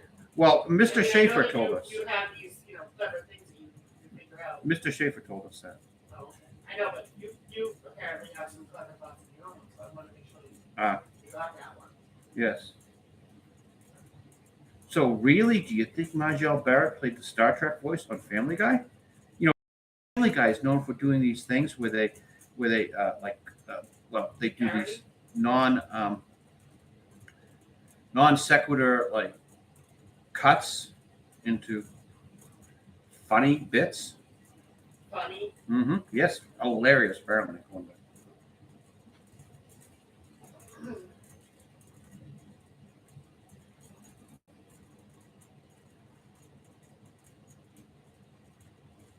My biggest problem with Family Guy was Mr. What's his name? Jeez, I can't remember. I can't. Seth. Yeah. Seth was kind of difficult himself to take, but he's really made up for his character on the Orville. you kind of you kind of get the whole Hollywood Seth MacFarlane, and you forgive him because he's just another Star Trek fan. Forgiving him, but like you said, you get him. You understand him. Yeah. He's just another Star Trek fan, and he just wants to do good and okay. Yeah, I got a softer spot in my heart for Seth MacFarlane now. The Family Guy was kind of like, I never did. yeah. Still don't say it. I'm still gonna say I don't care. But The guys from South Park did the best critique. Oh, A joke, well, a storyline is like a setup, and continue, and then a completion, and he's just all completion. There's no, yeah. I'll let Matt and Trey's words stand for themselves. Actually, no, I think it was just Trey Parker, not Matt Stone, who had that statement. So apparently, Steve Martin and Martin Short. Currently starring on that TV show, Hosted. Death in the Building. No, Only Murders in the Building. That's it. Hosted Saturday Night Live last night. That was still sure I wanted to see. Oh, okay. Thank you for adding the last night in there. Well, Steve Martin's known for hosting Saturday Night Live like 25 different times, I think. So So last night, the two of them hosted, but I still don't even know if I wanted to watch it. Now, part of me's curious, but another part of me's like, I mean, they can be funny. I'm not a huge fan of Martin Short. I did like Only Murders in the Building. I didn't see this season, but what the hell? Well, No, I'm sorry. I'm saying what the hell to my computer. no, I'm going to comment on. Again, nothing against Saturday Night Live. It's what it is. Mhm. I remember the old days. I'd stay up way past my bedtime to watch it. Well, the world has changed. I guess they lost 90% of their audience. I forget. Don't quote me on that. There was recently some sort of article talking about the state of Saturday Night Live. But as long as it continues to make money, it'll stay on the air.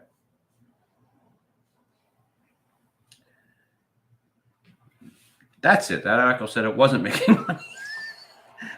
Wait a minute. As long as Lorne Michaels is alive to Yeah, produce it. Lauren, yeah. Lorne's getting old. Will the show survive Lorne? Who would take it over? His son? I Does don't he have know. a, does he have a There's got to be some sort of second in line? Does the second? assistant producer. It's just, I'm guessing it starts where the money comes from to pay the original paychecks. And the show is no longer like a guarantee of a comedian's career. I know. And or even the musical act. It used to be a guarantee rise to stardom for the musical act.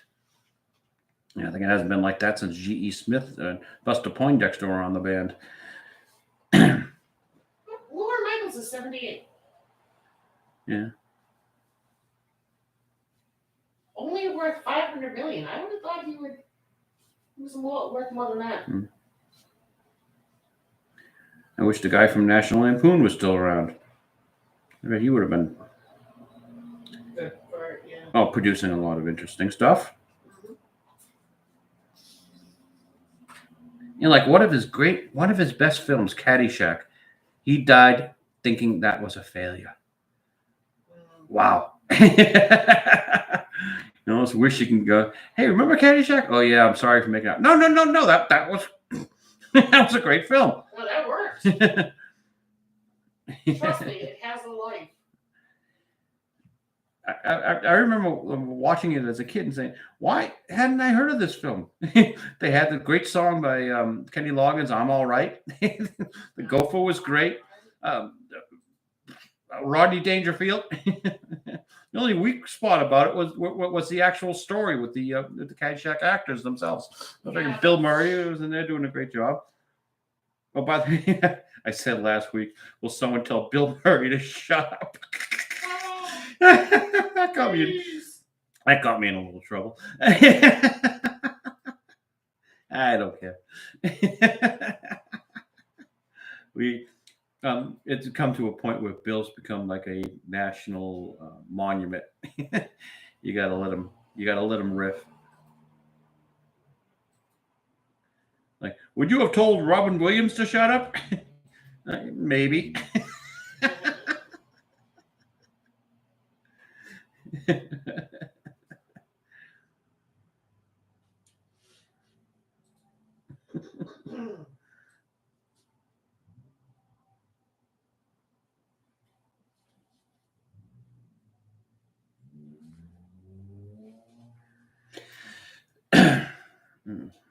Okay, and notice the bar goes there, so most of Phydeaux's little hand disappears below the level of the bar. So that's going to be like impossible to read what's going on here. And it's just going to have to rely upon the chief colorist. Ah. So we get Dino's hand. This is thumb, forefinger, pointer, middle, and pinky. Oops, got my eyes going there.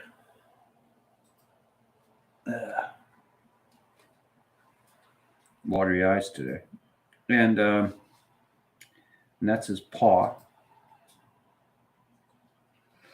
Dino's t-shirt underneath is black, so hopefully something to go against. And there's that little triangle there is Dino's jacket still. But yeah. I mean, everything is there. It's just not visually clear.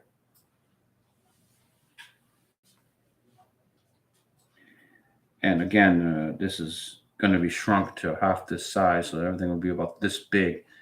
Well, that's not going to be readable, or it'll be just passed over. Could have just done some scribbles. Okay, this is the pom-pom on Phydeaux's hat, which Dino's jacket continues behind it.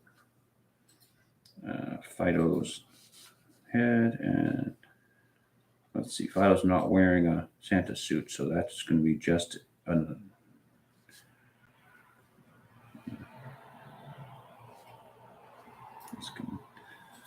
let's get a ruler here to continue the bar. Where is my ruler? There it is. I'm just going to straight edge this bar so that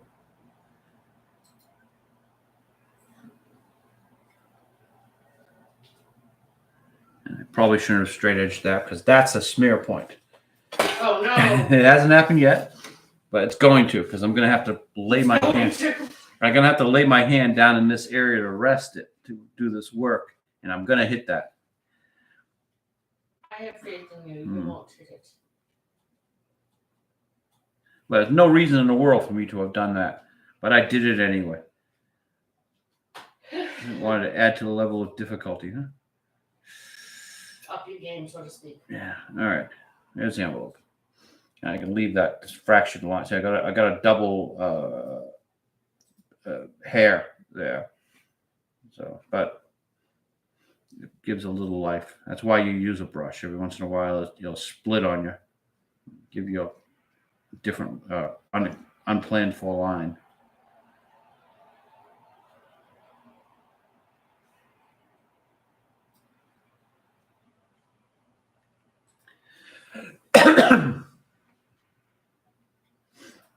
Okay.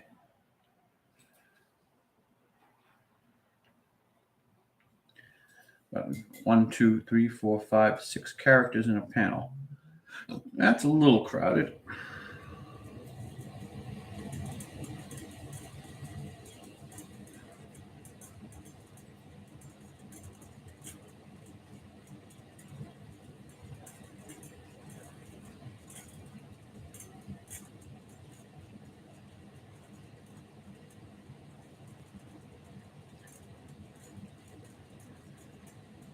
And see, another double line, unplanned, but I'm going to keep it.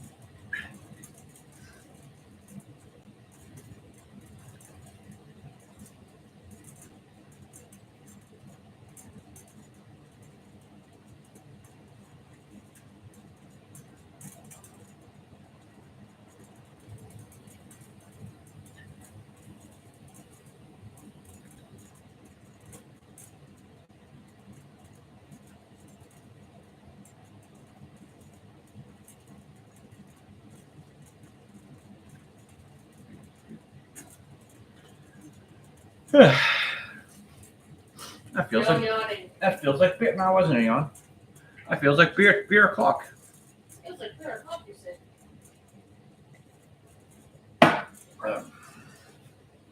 And where are you? Oh, there you are.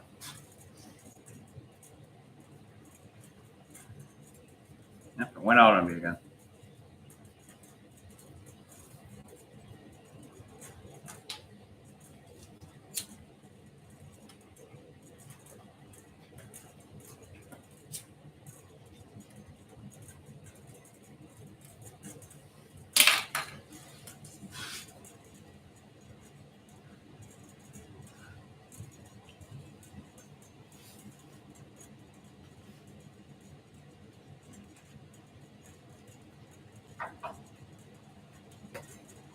All right, where were we?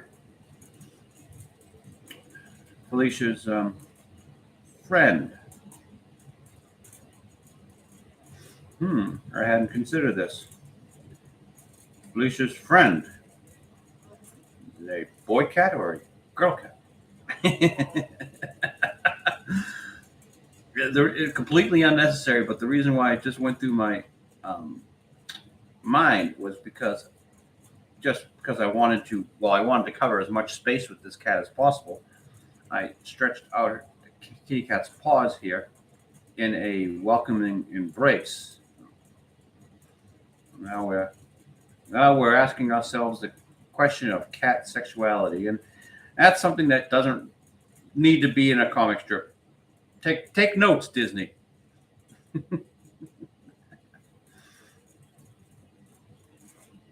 Doesn't need to be there. No one knows, and actually no one cares.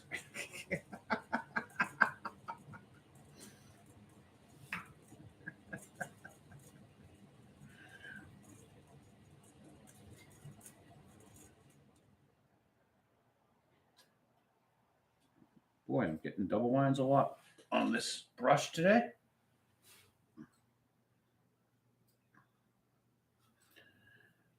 To cure that, you just get your brush wet enough and spin it so it stays together.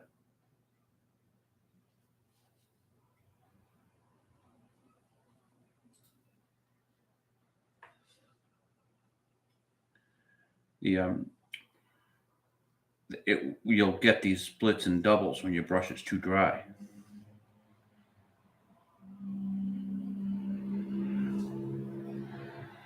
And I like using the dry brush technique, say when I want to have a character screaming in the text. It's good if you got the slight dry brush look and it looks like the lettering itself is falling apart. And gives you some sort of emotion.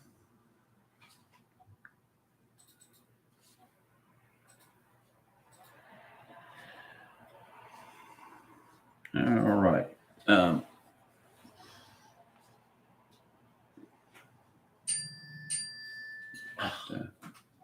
Proper hand hold on his jacket.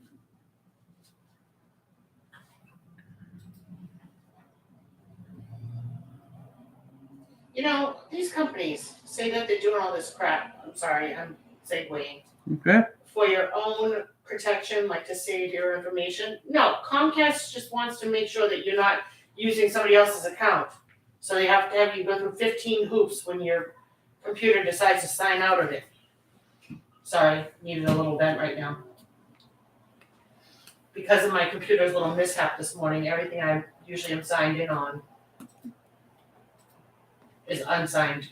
So Okay. sorry, just a vent. No problem. Please do continue your vent for at least another minute and a half. Are you taking another intermission? The beer. Well, stop drinking the beer. Continue your computer vent. Well, my rant is that I apparently when I restarted my computer, it decided that it decided to log me out of everything. And now I can't get back into it. Oh my God, it's doing it again. And I'm trying to sign into Xfinity, and it's giving me 1,700 different, well, now we're going to send you a code, and now we're going to divide by 3 and carry a 2, and could you please put some blood into the computer so that we can test it to make sure that you are the person who is paying for this account so that we don't dare ever give somebody else some credit for or allow some, Please insert first one. I mean, honest to God, Xfinity, if you're that paranoid about people not watching, I mean, people paying for content that they're not, people watching content that they are not paying for, then for God's sakes, don't make it so, oh my God, just, Well, a company like Netflix doesn't care. Or so they claimed many years ago. Now they care. now they care. I think you have to, like, tell them who's on your plan or something, or tell them. They still let you do it, but I think only to a certain extent. I don't know. You had a little bit of Guinness left, so we're making a black and tan. Yeah, people actually mix beers. I've known that.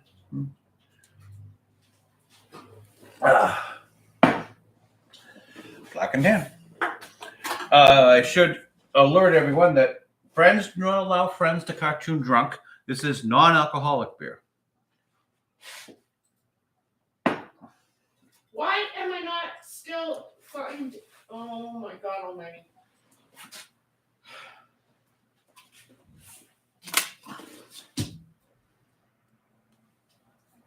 I'm about to throw computer away and just. There's a big hair in my ink. Ew. Or there's an ink in my hair. There's some ink on my hair. In my hair. Actually, we're kind of running low on the ink in that bottle. We can go for a while. We usually do a whole presentation of how I used a dropper to fill this bottle. This is not the bottle the ink comes in. Free advertising. We're using Noodler's Heart of Darkness ink. Has a nice little picture of Cthulhu with a pitchfork on the back. It works. It's one of Noodler's better products, where their permanent ink is horrible.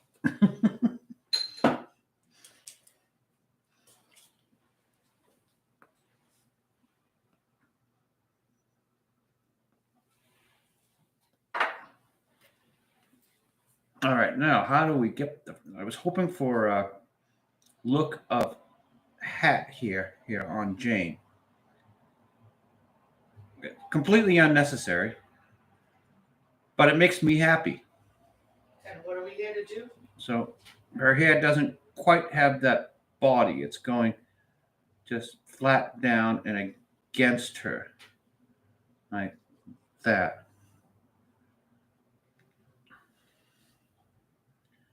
What am I ordering? Now Sweetie's telling me I'm ordering something. I'm not ordering anything.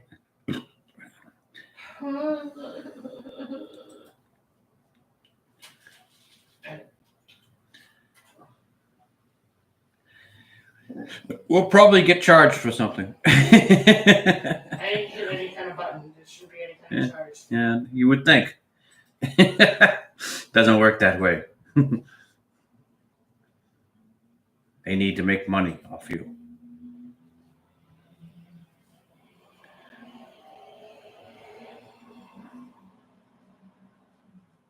And she's got a little delicate female hand here holding her hat.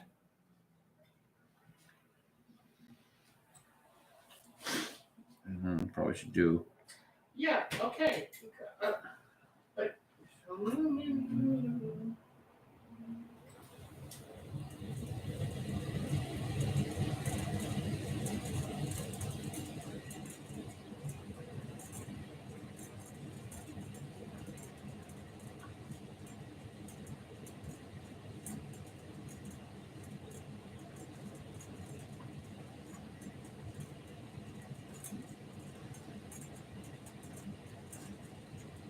This is completely against my instinct. Usually, every opportunity I get to draw a breastises on a woman, I do.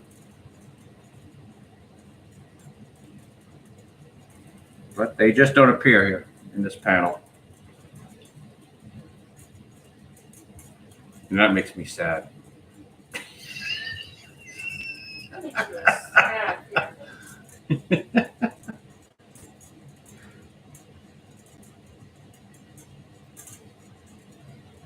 Yes, your cartoonist is a little bit of a pervert.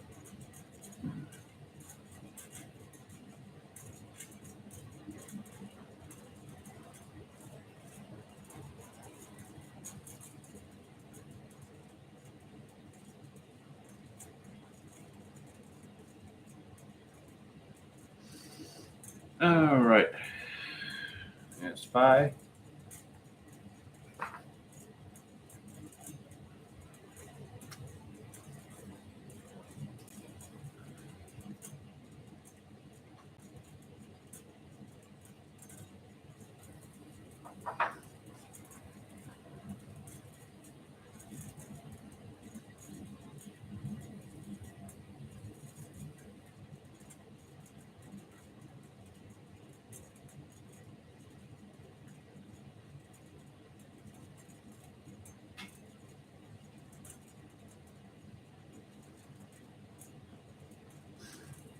So much of the Peanuts Christmas thing was, we're going to teach you the true meaning of Christmas. And I can assure you, throughout my childhood itself, I never sought for the true meaning of Christmas. I just wanted to know what gifts I was getting. But I guess it's a trope now. So that's why that's the germ of this joke.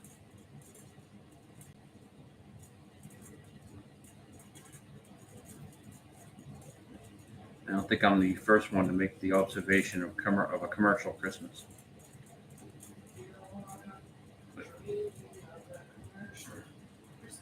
But the bigger observation here is that Phydeaux is the one who maxed out his credit card.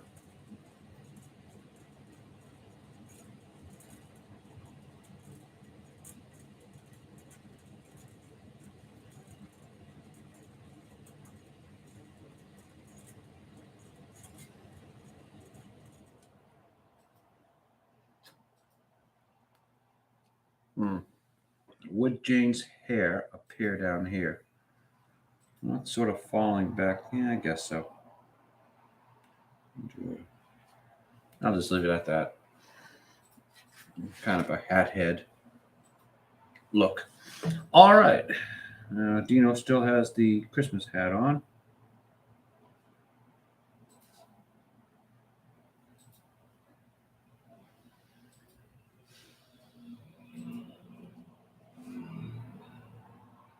I guess since he wasn't in on Fido's joke, he's just got his normal clueless look.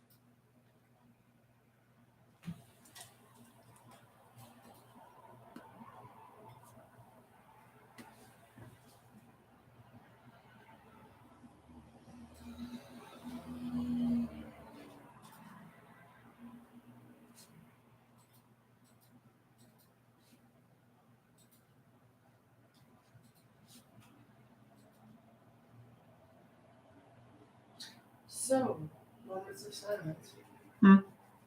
As we color in Dino's t-shirt.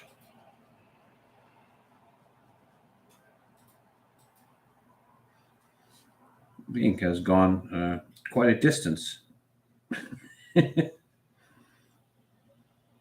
was that? What was that? One dipping of ink, I did the entire Dino in t-shirt.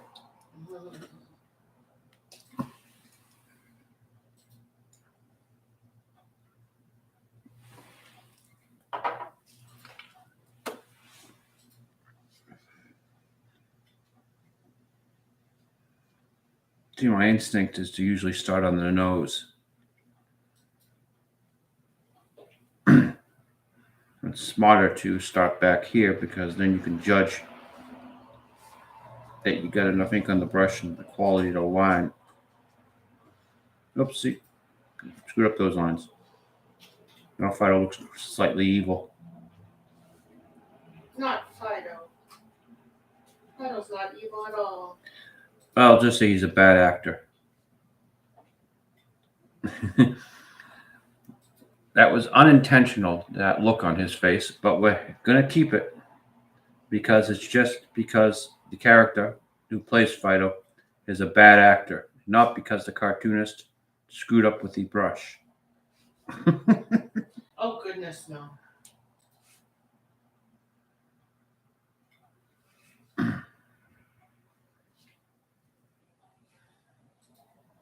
The actor who plays Fido just read the line wrong.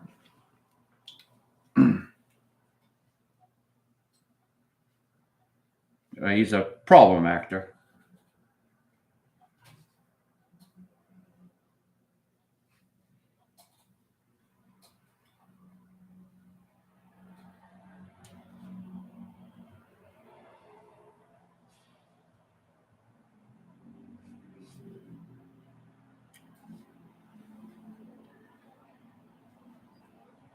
You know, one of the things I like most about living in the Boston area? In the winter, it gets cold. Anyway, And about when it gets that, cold what and weather when it is gets it? cold What in the weather winter, gonna be? there are no motorcycles on the road. Have you guys heard a motorcycle throughout this broadcast? No, not so much. Yeah. These illegal mopeds that are running the streets.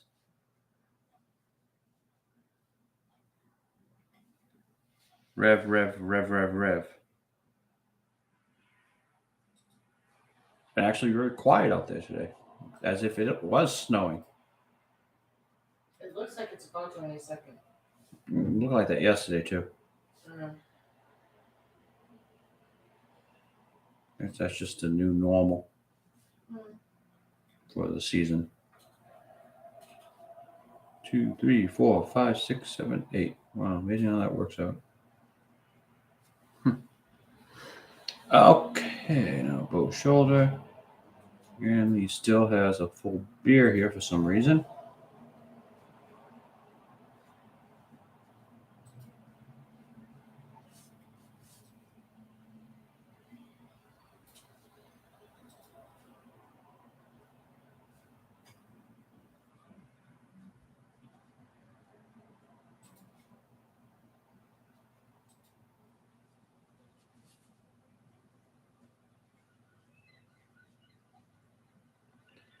I've tried to work out whole personalities for these characters beyond the comic strip. When we decide to break the wall, as it were, the third wall. And Phydeaux's the method actor, horrible to work with. He speaks with a affected British accent. Prima donna, Right, really typical Hollywood trash.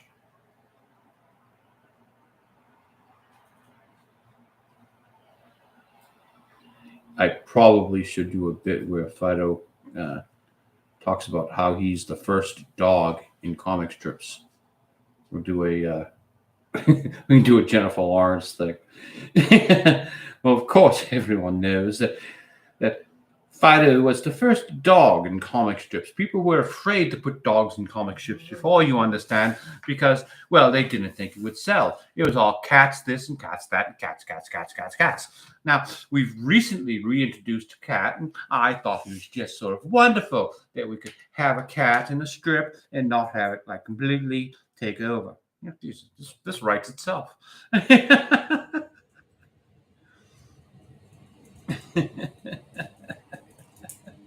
Yes, that's the Phydeaux voice in real life.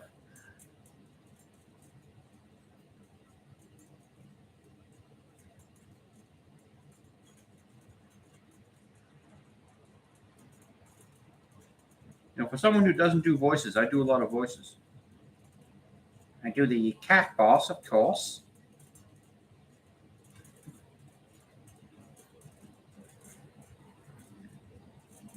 Is the cat boss in this week? Wow, we got a week without the cat boss. That's I think. There we go. This is all just on the Christmas tree. Yeah, no cat boss this week. It's not a cat boss Christmas.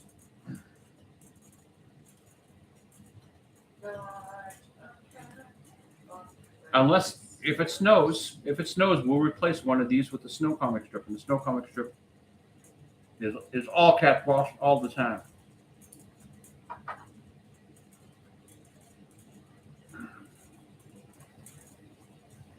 It is not Christmas without the cat boss, you understand. When I rule the world, we will have one holiday. It will be Catmas. You will all worship the cat again, as it should be.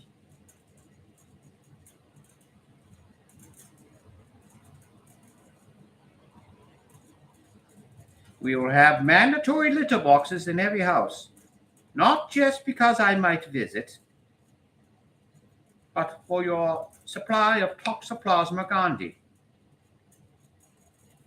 the cat brain parasite.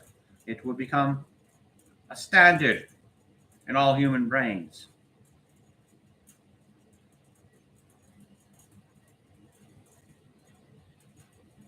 I think part of the joke, the reason why the Felicia character has ingratiated herself into the strip, is because all the characters now have the cat brain parasite, and because the litter box has been over here for the longest time.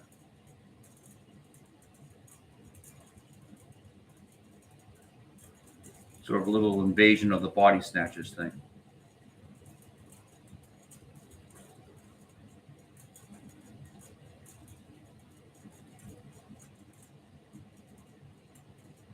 Oops. This is not. Okay. Almost went wrong there.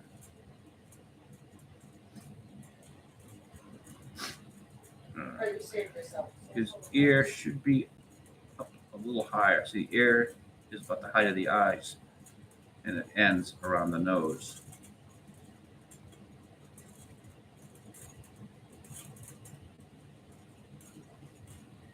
I don't want to make its head too big because I want to have that air space between the lettering.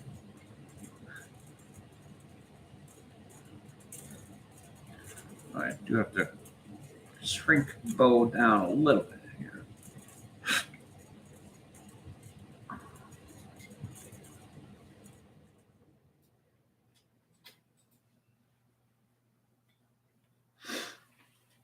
Well, it's a Phydeaux Christmas miracle. It is, isn't it?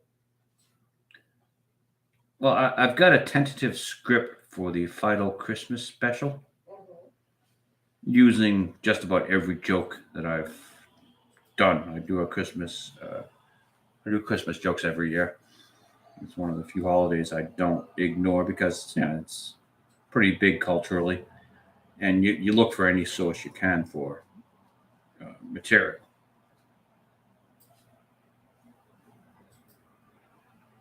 But like a lot of the stuff has become dated. Back when I first drew this comic strip, we had these things called shopping malls. Maybe you heard of them. Shopping malls. Yeah, and part of the story is based on them going to the mall to find Christmas gifts and how crowded the mall is, and most people, and Fido gets on one of those scooters. So, but since malls don't exist anymore, I'm probably going to have to re-script it to something more, to something. Something about them searching online. Well, no. Well, they'll still go to a mall. It'll be a ghost town. It provides different jokes, as it were. Excuse me. Oh. I'm thinking Yes. that if we close the windows at night, we might not all be sniffly in the morning. But then we wouldn't have fresh air. It was a cold one last night, a couple of freezing. It did get cold last night. But what's better than bundling up under a bunch of blankets, nice cold room, fresh sea air blowing over you. We don't have an ocean view, but we know there's an ocean out there, not far away.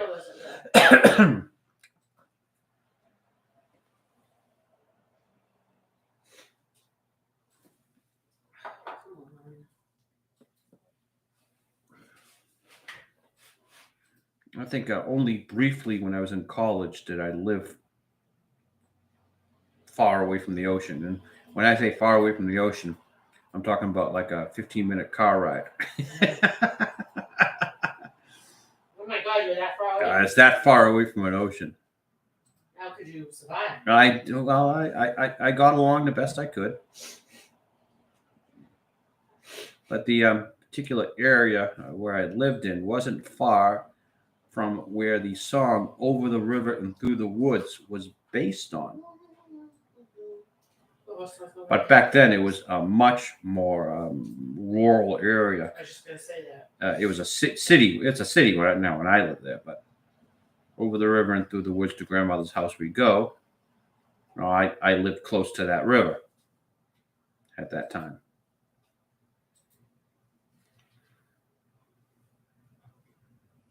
In college. I was living with another woman. Yeah. Oh, I hadn't met you, the perfect woman yet. That's right. Hadn't met you. Love of your life. I guess.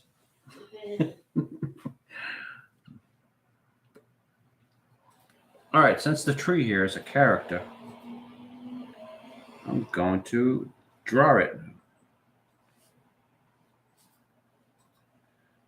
The tree is a character, much like the Charlie Brown tree.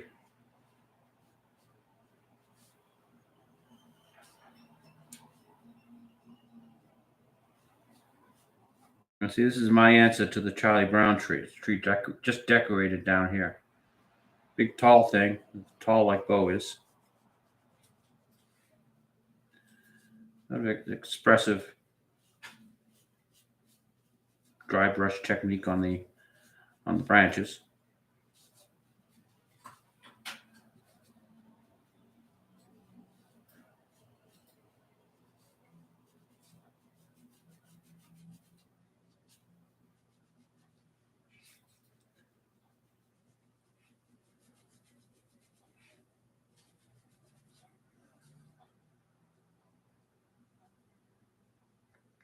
And Phydeaux placed the star on top. It's about right there. This is Felicia's garland,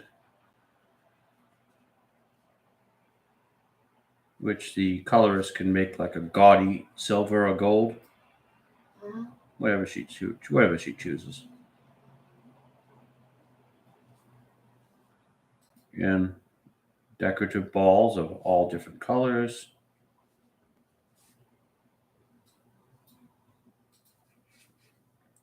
And these are Christmas lights. Probably also colorful.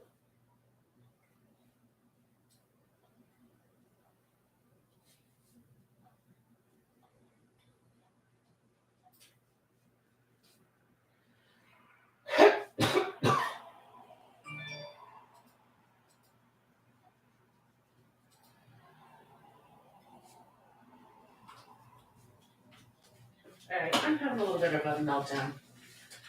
Take a break. From what should I take a break from? From fighting with Xfinity, fighting with Comcast. No, I'm trying to get my stuff so I can take a break, so I can chill out and listen to Phydeaux, so I can relax with something, but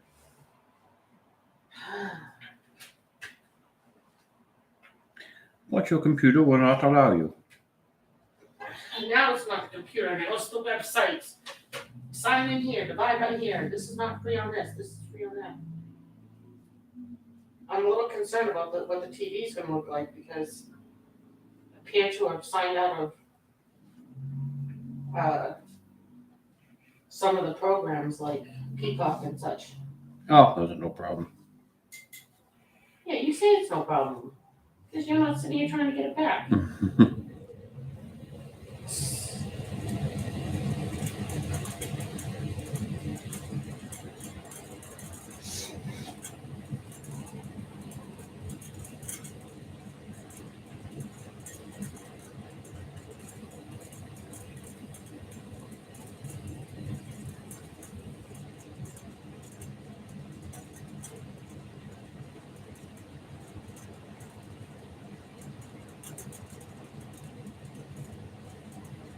Yep. All my life I've had real trees. I know, we've had this discussion. I just never thought I'd have an artificial tree. Listen, we still have pine needles all over the floor. Almost like a real tree. No, it's just new mindset. I'm a real tree. It's too much of a pain in the ass. I'm sure they have, in fact, I'm positive we have, like Christmas tree scented, Febreze or stuff, so we can spray that on the tree. Between that and the pine needles all over the floor. You know, real trees too much of a pain in the butt. I'm not into that anymore. I sold my house. I got the hell out of it. I don't shovel snow anymore. I don't have to I know. worry about anything. My cousin feels the same way. My cousin and her husband sold their house not very long ago, and it's like, oh, we don't have to do the driveway, we don't have to do the shoveling, we don't have to do anything. Well, he famously said that some of the best days of your life are the day you bought the house and the day you sold the house.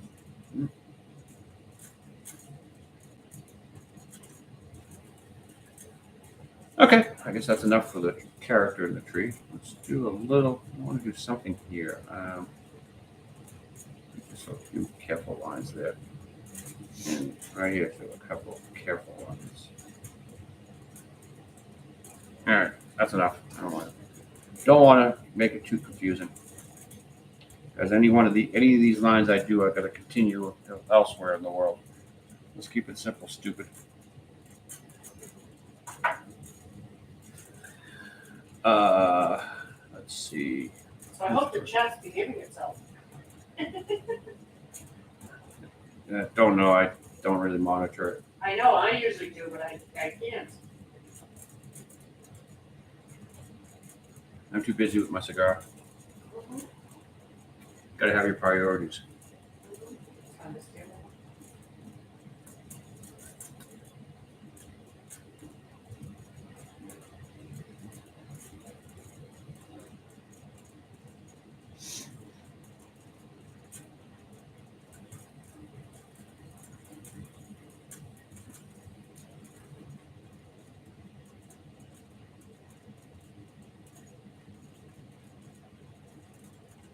So for this cold weather that my husband's been speaking of, he made a very yummy French onion soup last night. It was kind of perfect comfort food for a cold night. I would say the important part of the French onion soup was you got to really sweat the onions. They've got to almost congeal into a solid paste before you consider them done.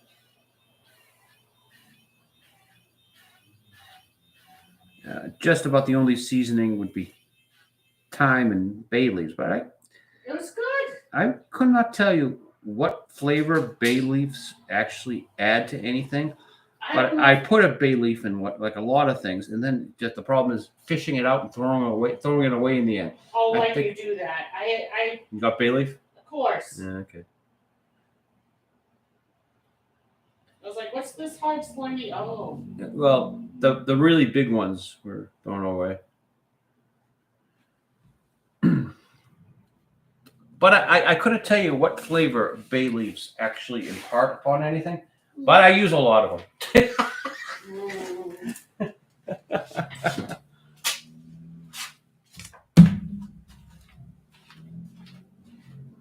You're off again. It's a long broadcast today. Oh, it's already 2:37.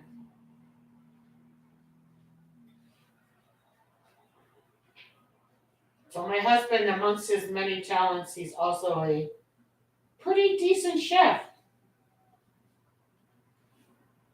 Makes some really good stuff. I don't know what he's making today, but I'm sure it'll be yummy. Pizza or the cacciatore? Ah, pizza or cacciatore. Interesting choice. I'd have to take the dough out. I forgot to take the dough out, so probably no pizza. I was just gonna say, so probably cacciatore.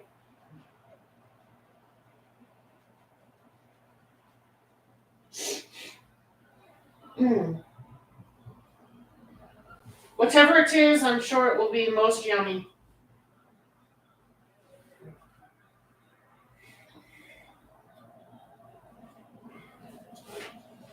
I'm starting to get hungry now. I don't have any seeds. Oh no! No So- seeds.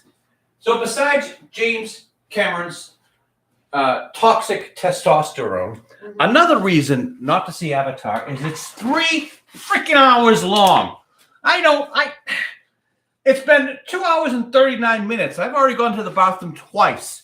How the hell am I ever going to sit through 3 hours of blue tail aliens? Smart people. I don't want to say that because it's been said too much. But blue tail aliens, when I'd have to bring a urinal with me. Ew. What's that sound? That's the cartoonist pissing in a cup again. As a person who sits next to you, please don't. What's that asparagus smell? He hasn't even eaten any asparagus.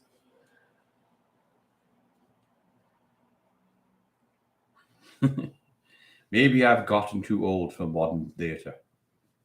I don't think you had to add the full modern theater. I think I've gotten too old. Remember when a comedy was 90 minutes and an action film And you was were happy 2 for hours? That's it. it. And we were happy for And it. we were happy for it. Yes, those were the days. I, as a child, used to go to the theater. I would carry my $2.35 in a wadded up fist inside a mitten and a walk to the theater uphill in the snow.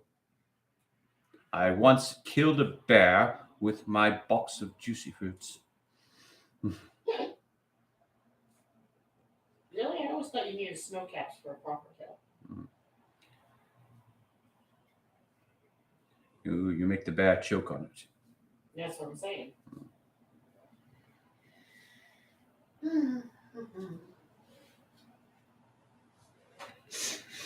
But perhaps the Malton Theatre has eluded me. I simply cannot sit through a 3-hour film.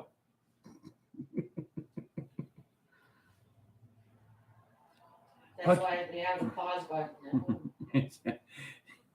Yeah, pause button in the theater. Yeah.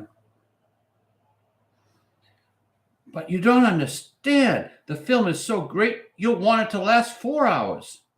Mhm. I don't want sex to last 4 hours. No danger of that. I mean, no. How long was? I don't want good sex to last 4 hours. How long was Dances with Wolves? Because that actually had an intermission. Yeah. Because I remember thinking, an intermission. And I remember standing out in the lobby. Who the hell did I see that with? That I don't remember. Must be another man. Yeah, because it was probably 30 years before we met. Okay, maybe not 30 years, but. That's so weird. Who did I see that with? Oh, whatever. If you're listening to this and you were the person I saw it with, so very sorry. Don't worry, I don't think anyone's listening to this. That's the most comforting thing I can say here. For Christmas, I plan on doing a cartoon for my mother, and I am positive my mother is not watching this, so I can completely describe what it is.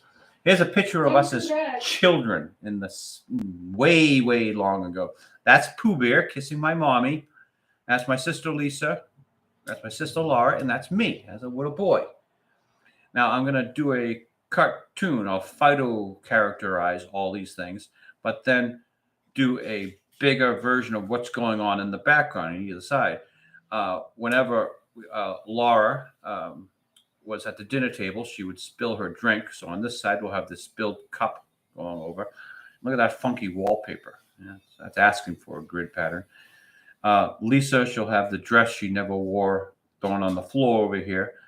And I'll probably do something with the comic strip back here for me. There's Pooh Bear, the only dog I remember. He's currently living on a farm, so I've been told, which is really good. I'm glad that little Pooh Bear is still enjoying his life. Yeah, that must be a super big farm. Why? You have a dog on the farm as well? I have a dog. I have, a hamster. Dare I say, a couple of horses. My sister Laura had that doll that you used to feed, and parents were told to throw it away because the doll was forming bacteria inside of it. You never cleaned it up. It was a ill-conceived product, and so my mother had to secretly throw it away one night and never told my sister. So the joke being, whenever we watched the Rudolph the Red-Nosed Reindeer thing, they had the land of misfit toys, lost toys. Laura, that must be where your doll is. I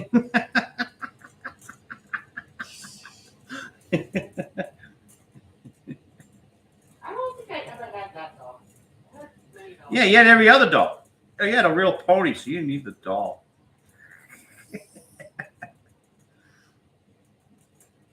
That's right. I had a fun childhood. The problem with that. Yeah, they actually loved you. And I keep trying to tell people it wasn't really my pony. I mean, as a child, I may have thought. And you weren't really loved. You were just wasn't really loved. You were tolerated. I was tolerated.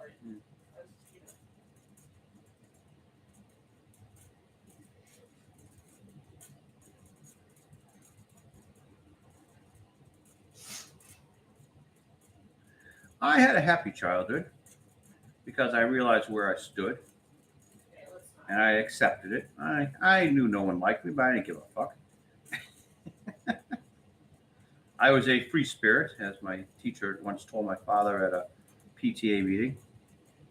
To my father's amusement, I thought I was going to be in trouble.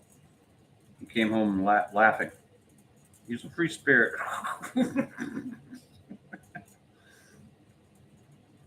And I think I know where that came from. I was telling a teacher about a problem I was having with a girl. No, don't go there. I was in single digits age wise. Yeah. She was bullying me, I guess you could say. Mhm. I got bullied by girls all my life, but Barbara Tomasello, and You're watching. That's it. and the teacher said, "Well, maybe she likes you," and I I don't care about that. I just want her to leave me alone. I think that's where that came from.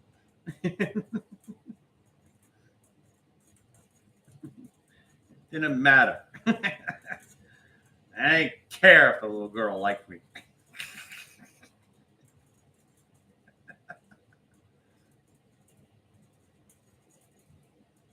I'm pretty sure she did. For the record. She was just a bitch.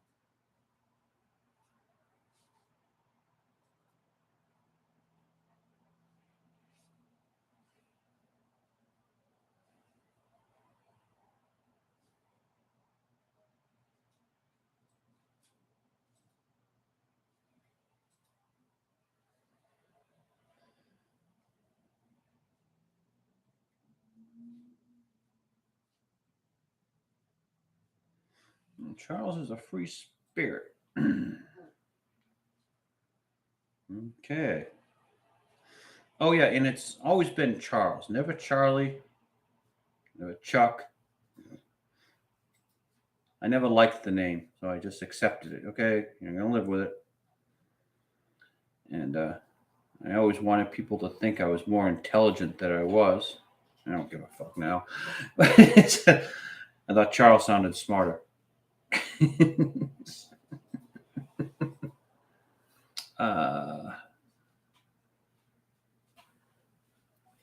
Alrighty then.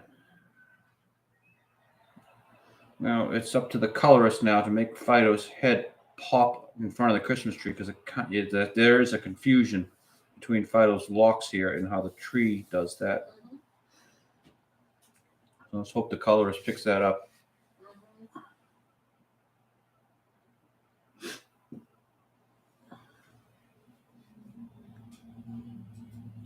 And yes, that's a smear, but that's not from today. And that happened when I was doing the panels. I think we're still going through a smearless day. Wow. I probably should end this while I haven't smeared yet. End it while I'm ahead. That'll be my Christmas gift to me. No smudging.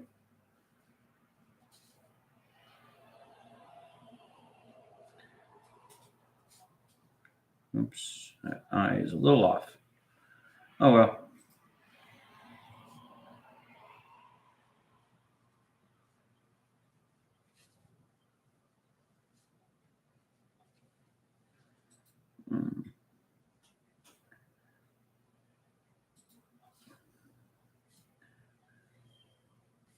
Felicia holding her ball. You cats don't know how to play with balls. rubber balls or plastic balls, not human. Yeah. That's what I meant Mhm. for the sensors.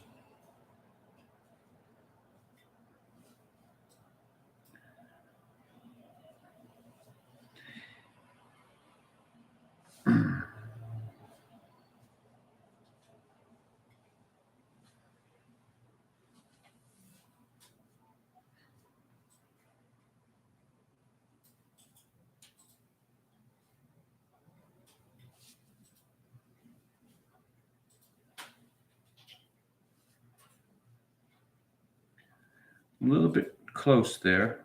Beau's head and the lettering. Usually like to have more white space than that.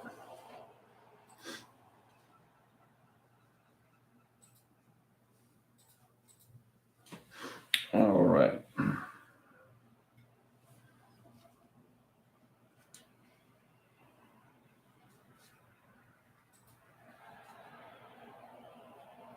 Oh, I meant to address this. Next week, next Sunday, is Christmas Day. No, it's not. A week from Sunday, 2 weeks from Sunday is Christmas Day. 2 weeks from today is Christmas Day. Okay, let me think for a second here. So I am that far off from the world? Today's the 11th. Okay. Next Sunday's the 18th. So Sunday after that this the this is 25th. Phydeaux 22, right? Yes. So Phydeaux 24 will be Yes. Christmas Day. Yes. I have to wonder if we will be broadcasting on Phydeaux 24 at all. I'm pretty sure I'm going to be home alone, but I know that the chief colorist will be with her family. Well, the chief colorist considers you family too, so you Oh, don't want to have this discussion on. so I'm invited too? They don't want me there. You're not invited. You. I'm expected. Huh? Yes. Because I want you there. Yeah. So we don't know if we're doing Phydeaux 24. So we still will do Phydeaux 23 then.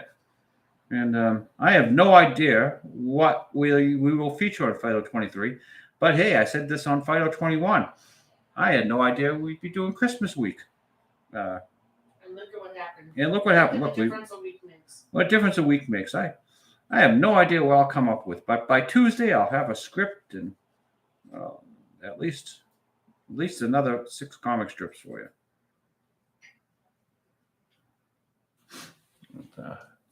Amazing how prolific this boy is. Mm-hmm.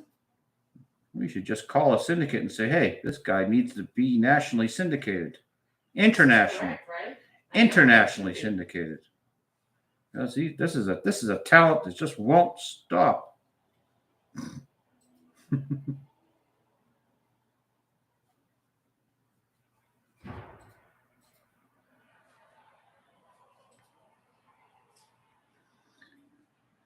And really, who would not want to have a Felicia plushie? I think everyone should have A Phydeaux tote bag. I think everyone should have a fire.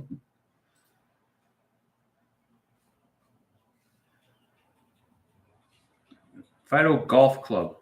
Ruins your to break your TV with.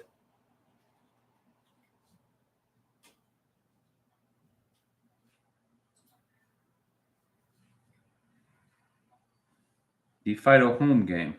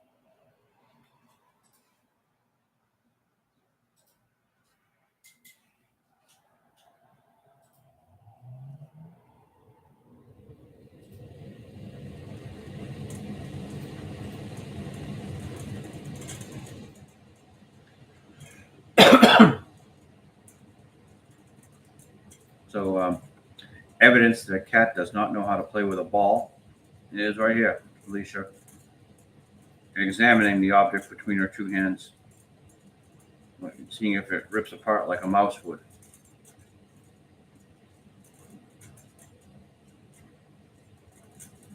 What do you do with this thing? What does this taste like?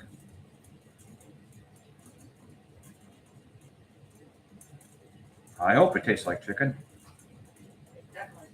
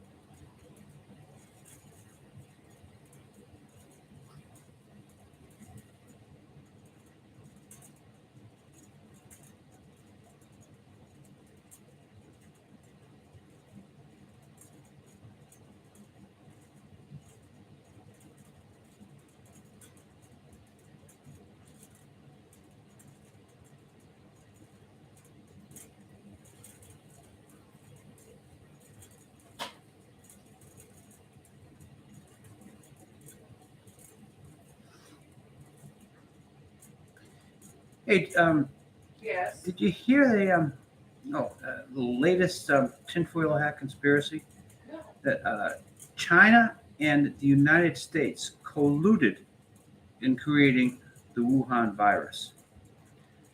Now, the reasons why I know this is complete bullshit are numerous, but I suppose all we have to say is that China and the U.S. would never collude on anything. On anything. About the only thing you can be sure about China is they will do anything to not lose face. They would murder every person on the planet if it protected their own egos. That's how important it is to them. So I can't imagine them working alongside America on anything. Okay, well, there's some validity to that. They appear to be very what's the phrase I would like to use here? Insecure. They're a very insecure people, and I hate being so general. I understand though. I get what you're saying. But the most important thing to the Chinese people is face. They cannot ever be embarrassed. Mhm. We're Americans. We're embarrassed daily. We're arrogant bastards. We don't give a fuck. You know, you say that, right? Mm-hmm. But I don't think it's that we don't give a fuck that we're embarrassed. It's that we don't condone embarrassment. You're not supposed to be embarrassed at anything as long as you're yourself. We're all wonderful snowflakes, each one different and the same way. Mm-hmm. Well, I don't know about that part, but no. Anyway, there's no embarrassment. You aren't to be embarrassed about anything anymore. No, I can see that. I don't give a fuck about anything. Yeah, whatever. Hey, you want to feel good about yourself, China? Go ahead. Okay. Just don't invade Taiwan. Don't pull a Putin. You see the Putin statement, you say, "We're not crazy." Well, Military project to denazify Ukraine. As well, we also think we need to denazify Poland. We need to denazify Bulgaria. We need to denazify France. We need to denazify.